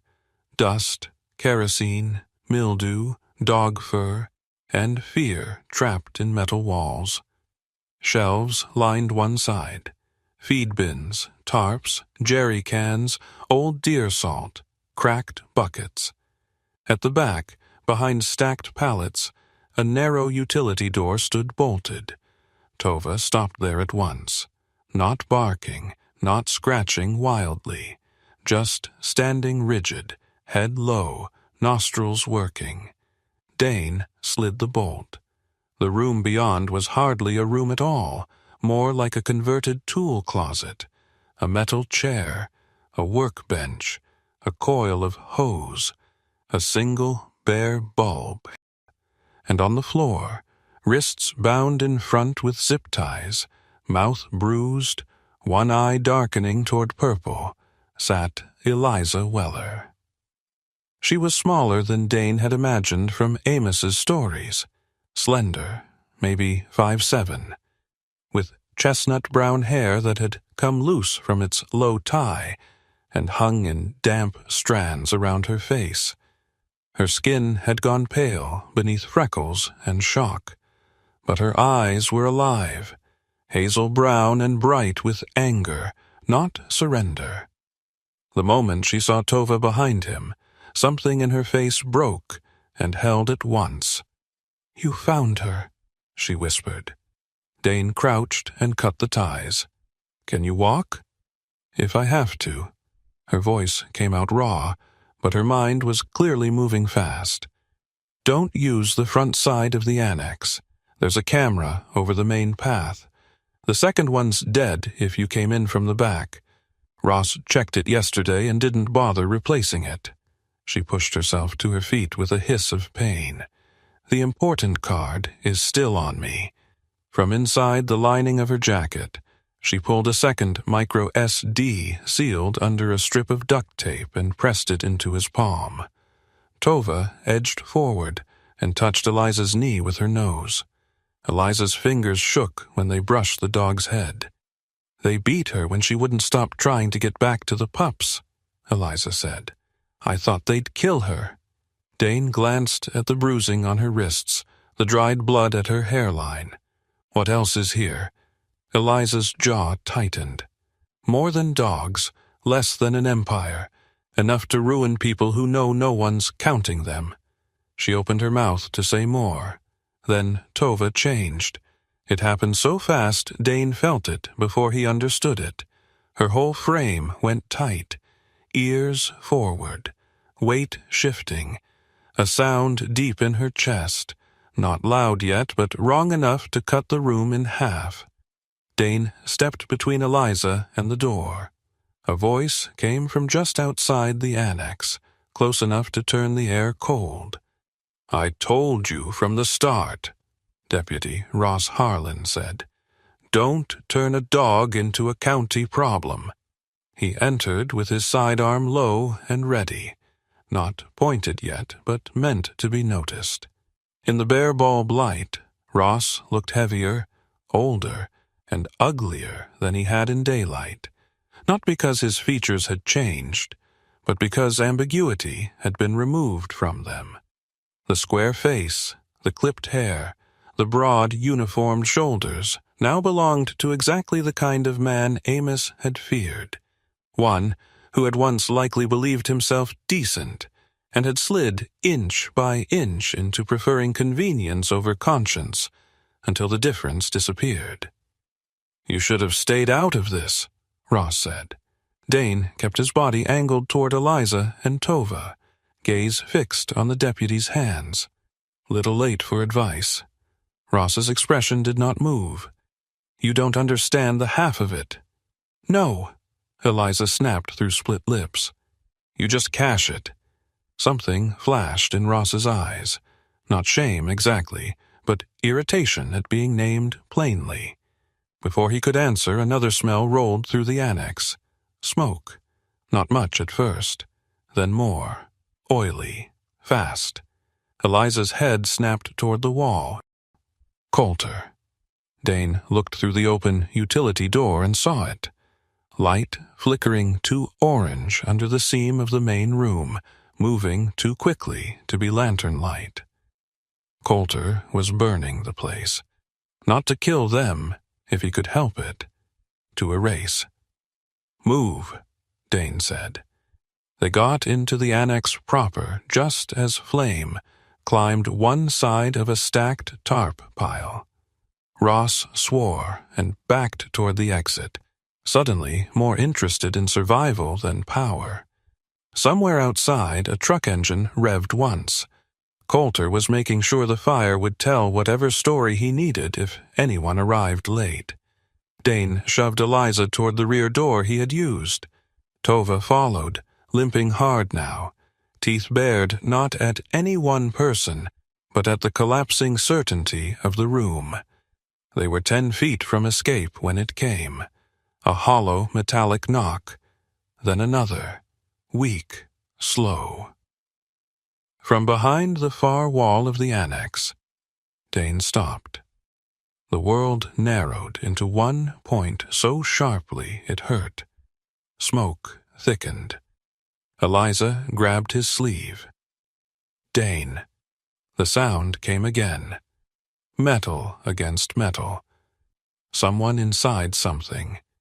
Not memory. Not then. Now. For a fraction of a second, every year between this night and that other one fell away. A steel corridor overseas. A pounding that slowed. A decision made under pressure that had never stopped replaying in the marrow of him. He had told himself for years there had been no right answer, only a triage of hell. But that was not the same as forgiveness. Eliza saw something in his face and understood too much, too fast. "Go," he said. "Dane, go!" He shoved her toward the rear exit where Tova had already turned back, confusion and panic at war in her eyes. Then he ran toward the sound. The knocking had almost stopped by the time he reached the interior cage room. Almost. That was what made it unbearable.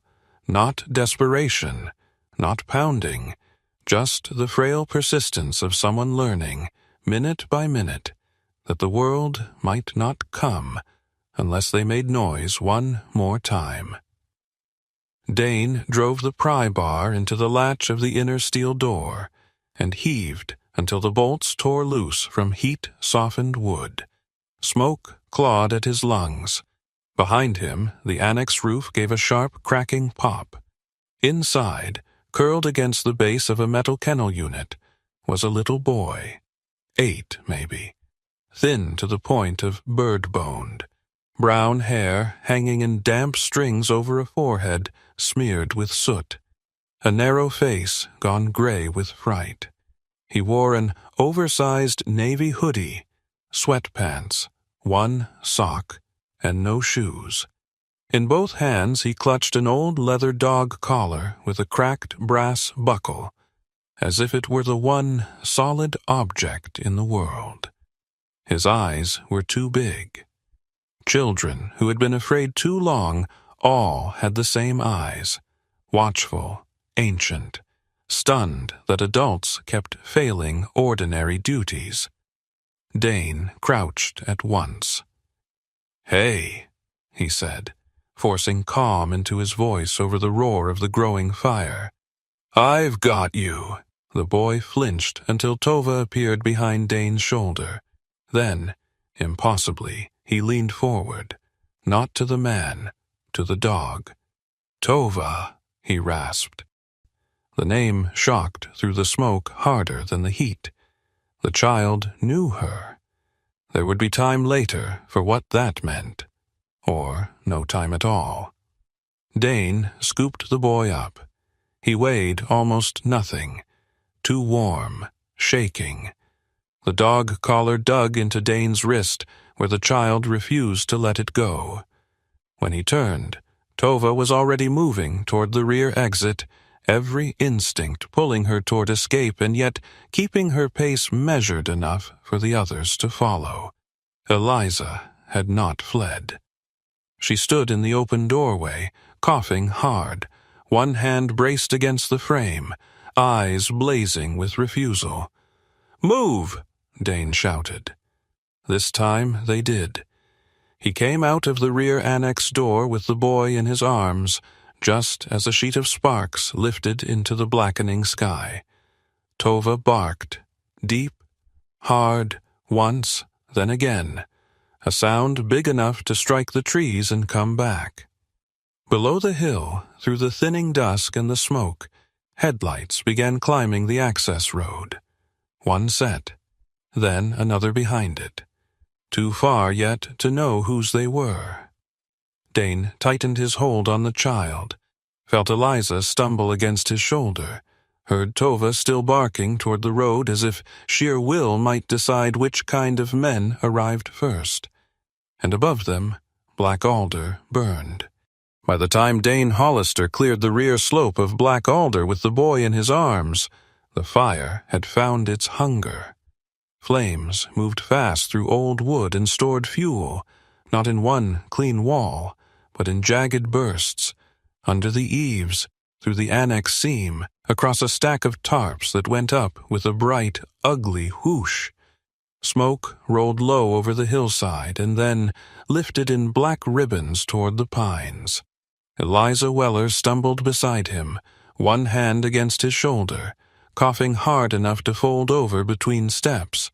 Tova came behind them, limping, then darting ahead, then wheeling back again in a fevered, stubborn loop of protection that only barely held together as movement. The boy clung to Dane, with both arms around his neck and the old leather dog collar still locked in one fist.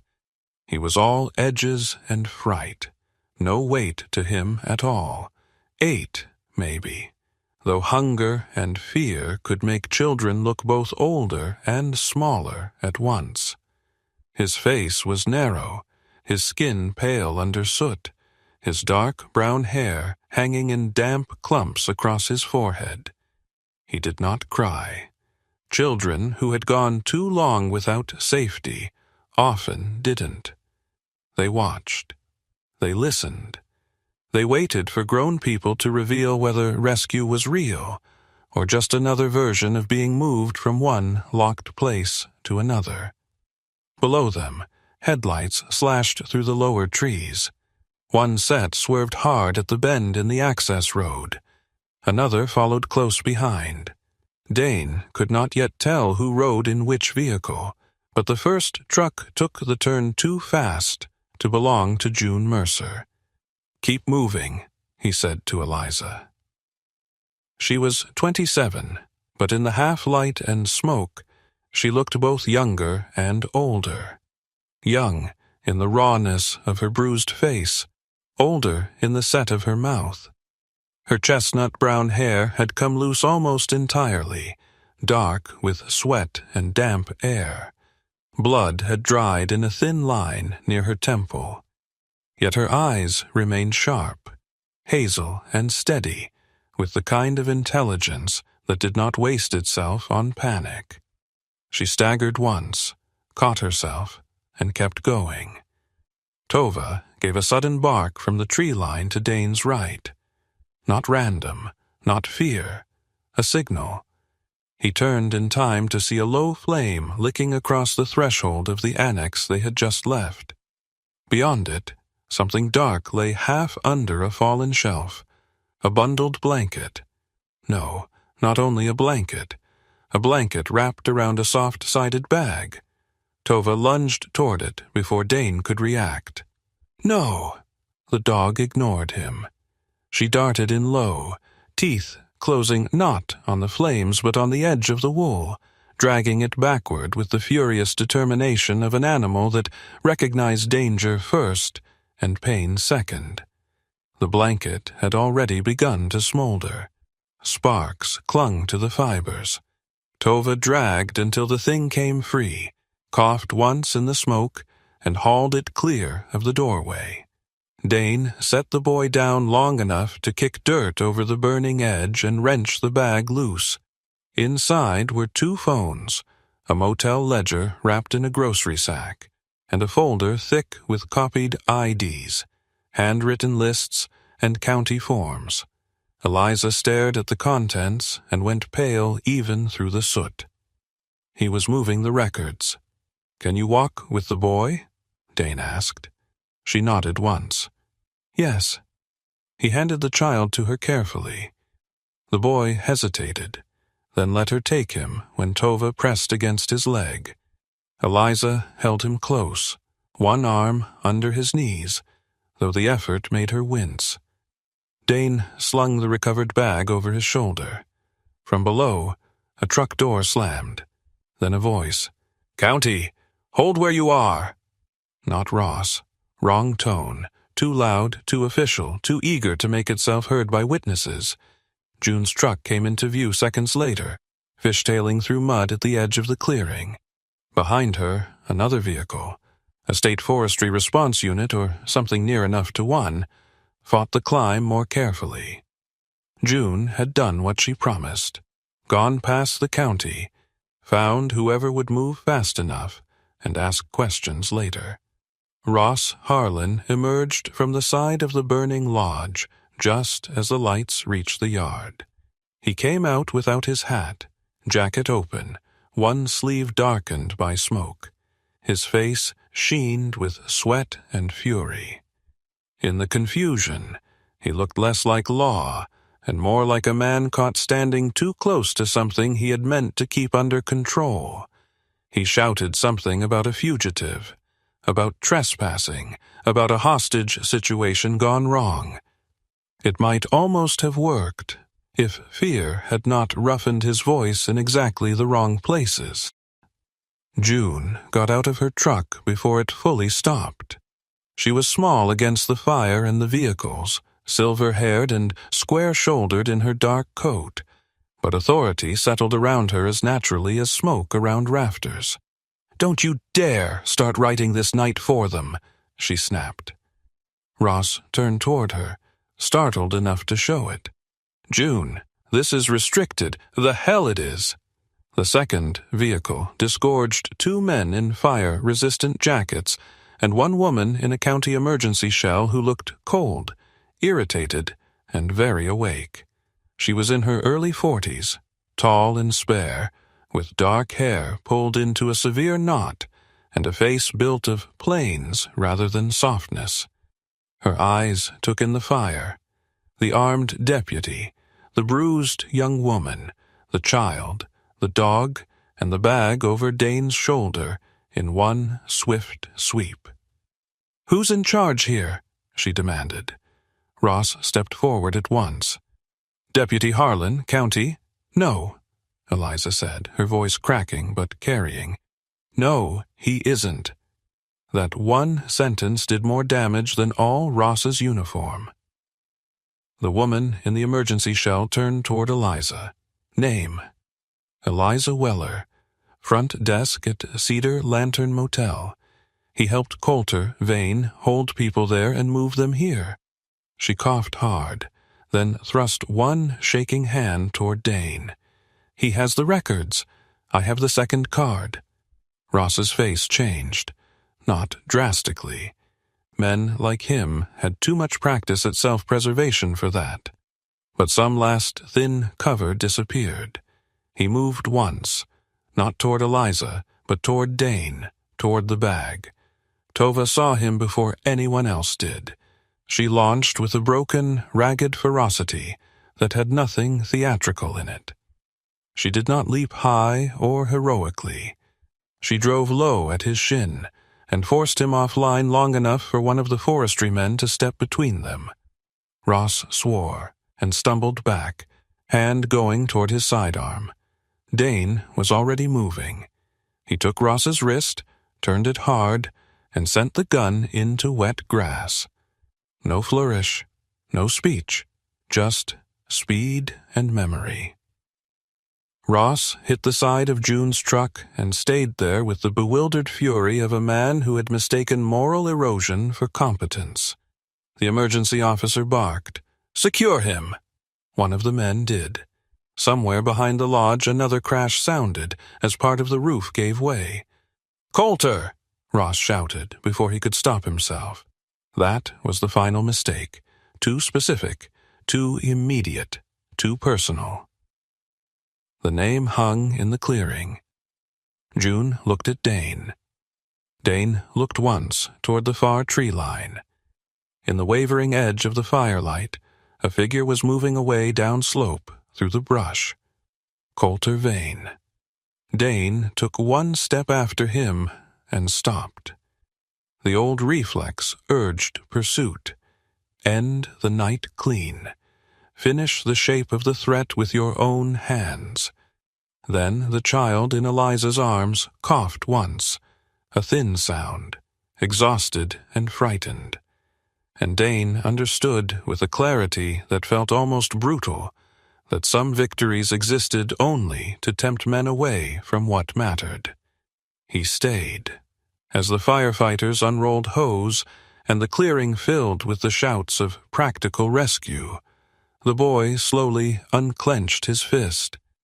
Inside his palm lay the cracked leather dog collar he had carried out of the cage. Tova limped to him, head low, breathing fast.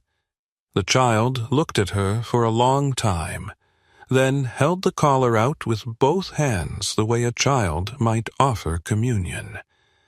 "She stayed with me," he whispered. It was the first full sentence anyone had heard from him. Not loud, not dramatic, but in the glow of the fire and the hard white work lights, it passed through the clearing with a force out of all proportion to its size. For one still aching second, every adult there saw the same thing: a starved mother dog, wounded half to death, had not only fought to get back to her own puppies, she had stayed near a trapped child long enough for him to know her name. And something inside the night, something rotten and proud and hidden, finally began to lose its shape. Once Ross was restrained and the fire crews had enough water on the annex to prevent the trees from catching. The rest of the night shifted from pursuit to exposure. Eliza handed over the second micro SD card. Dane gave the emergency officer the ledger, the bagged phones, and the folder they had pulled from the fire. Eliza, even while shaking under a blanket, began listing dates, room numbers, cash pickups, and the names Coulter used when he thought no one important was listening. She had written some of it down before they took her. The rest she had forced herself to memorize, because memory was the one place no one could confiscate unless they killed her first. Ross tried, once, to speak around it all, to suggest confusion, to insist on procedure, to frame himself as a responding deputy in over his head. But the record had started to build against him in real time. Calls logged but unanswered. Missing dog reports quietly dropped. Nights he visited Cedar Lantern off book. Times his cruiser was seen near the motel and the boathouse without corresponding incident reports.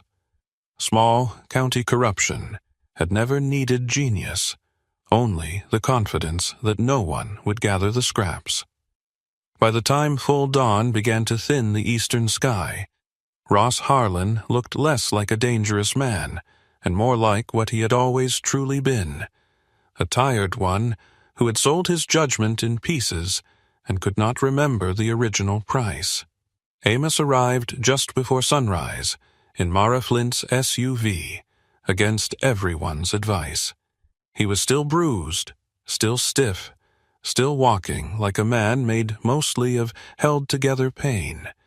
But when he saw Eliza standing in the wet grass under a blanket, alive, no one alive enough could have kept him away. He crossed the clearing without speed, but with absolute purpose. Eliza made it 3 steps toward him before she started crying. Amos caught her like a father and a grandfather at once, arms thin, grip fierce, face collapsing into a grief so relieved it almost looked like laughter turned inside out. He said her name over and over, like the prayer of a man who had expected to die with it unanswered. Mara, meanwhile, had gone straight to Tova.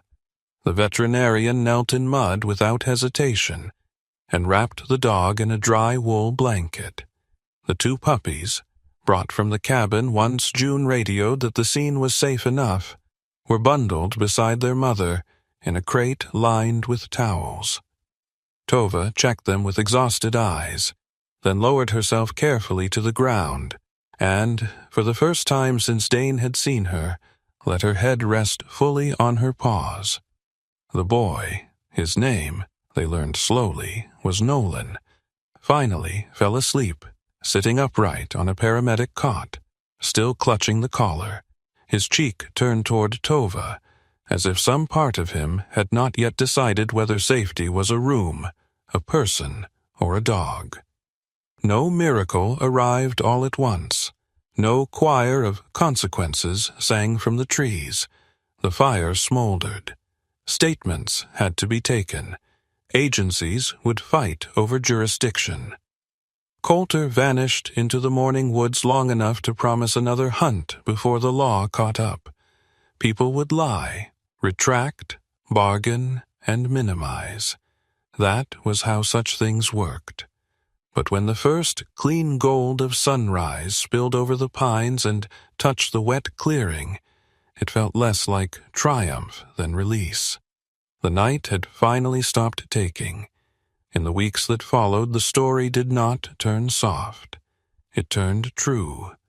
The county learned that Amos and Eliza Weller had a legal claim to Cedar Lantern through Mrs. Bellamy's original will, and a chain of documents Coulter had muddied but never erased. His authority had always rested on temporary control, old debt pressure, and other people's exhaustion. Once the papers surfaced and real oversight arrived, much of what he had built began to crumble under the weight of ordinary scrutiny. Cedar Lantern Motel did not transform overnight into anything noble. It remained old, leaky, half-rotten in places, stained by years that could not be painted over in a weekend. But the back section, where the chain had once struck brick, was cleared first. The ruined storage room came down. The fence was repaired. One side building was patched into a storm shelter for stranded travelers and local runaways from weather. Another became a temporary receiving space for abandoned animals found along the highway until rescue could place them. Dane stayed. Not because he became a different man. He didn't. He still woke at bad hours, still disliked locked doors, still went quiet for long stretches when everyone else had finished speaking. still carried his past like an injury that healed straight in some places and badly in others. But he stayed. He repaired the rear roof line where the annex fire had spread sparks. He reset porch posts, rehung doors, built a sheltered kennel run behind the motel from salvaged lumber and chain link. He showed Amos how to brace the leaning section of south fence. He let Mara boss him around when Tova's leg needed quiet more than heroics. He even taught Nolan, once the child began speaking more, how to sand splintered boards without taking off skin. Several weeks later, on a clear northern morning washed in pale blue light, Dane stood by the back wall of Cedar Lantern with a small metal bell in one hand and a drill in the other. The place looked different now, though not polished, cleaner, more honest. The pines behind the motel moved gently under a mild wind. Amos trimmed overgrown shrubs in slow, careful strokes. Eliza sat at a folding table near the office, entering names and vaccination dates into a new ledger for animals brought through. Tova lay under the rear awning, one puppy batting at her ear, while the other wrestled a knotted rag near her hind legs. Every so often she lifted her head to check the yard, then relaxed again. Dane mounted the bell where the chain hook had once been. When the wind moved, the metal touched the wall with a soft, clear note. Not harsh, not desperate, just metal in morning air. He stood there listening to it once, twice, 3 times. Then he stepped back, hands on his hips, and looked at the yard, the dog, the old man, the young woman, the work still waiting. For years he had believed some sounds existed only to accuse. Now, in the gentler light of a place that had nearly been lost and had not been, he heard something else in it. Not forgiveness, not exactly, but witness. Proof that some cries, even if they came late to the right ears, were not lost forever. And in that quiet northern morning, with the bell speaking softly against the wall, and life moving stubbornly onward beneath it, that was enough. Sometimes miracles do not arrive as thunder, wealth, or sudden rescue from the sky. Sometimes they come disguised as a wounded mother dog who refuses to run because someone weaker still needs her. Sometimes they come through an old man who chooses decency when fear would be easier. Sometimes they come through a tired soul who almost walks away, then turns back one more time. This story reminds us that God often works through ordinary people, ordinary courage, and small acts of mercy that the world may never celebrate loudly enough. A hand that opens the right door, a heart that refuses to ignore suffering, a life that chooses compassion over convenience. These things may look small on earth, but in heaven they are never small. Dane did not become a hero because he was fearless. He became a light in the darkness because he chose to return when it would have been easier to leave. Tova did not perform some grand miracle in the eyes of the world. She simply loved with all she had left. And sometimes that is exactly how God reveals His presence, through loyalty that does not break, mercy that does not calculate, and timing that feels too meaningful to be called chance. In daily life, most of us will never stand beside a burning hunting camp, or hear a chain striking a wall in the rain. But we all meet quieter moments that ask something of us. A lonely neighbor, a hurting stranger, a child who needs gentleness, a soul carrying pain in silence. In those moments, we decide whether to keep moving or whether to stop, listen, and become part of someone else's answer to prayer. If this story touched your heart, please share it with someone who may need hope today.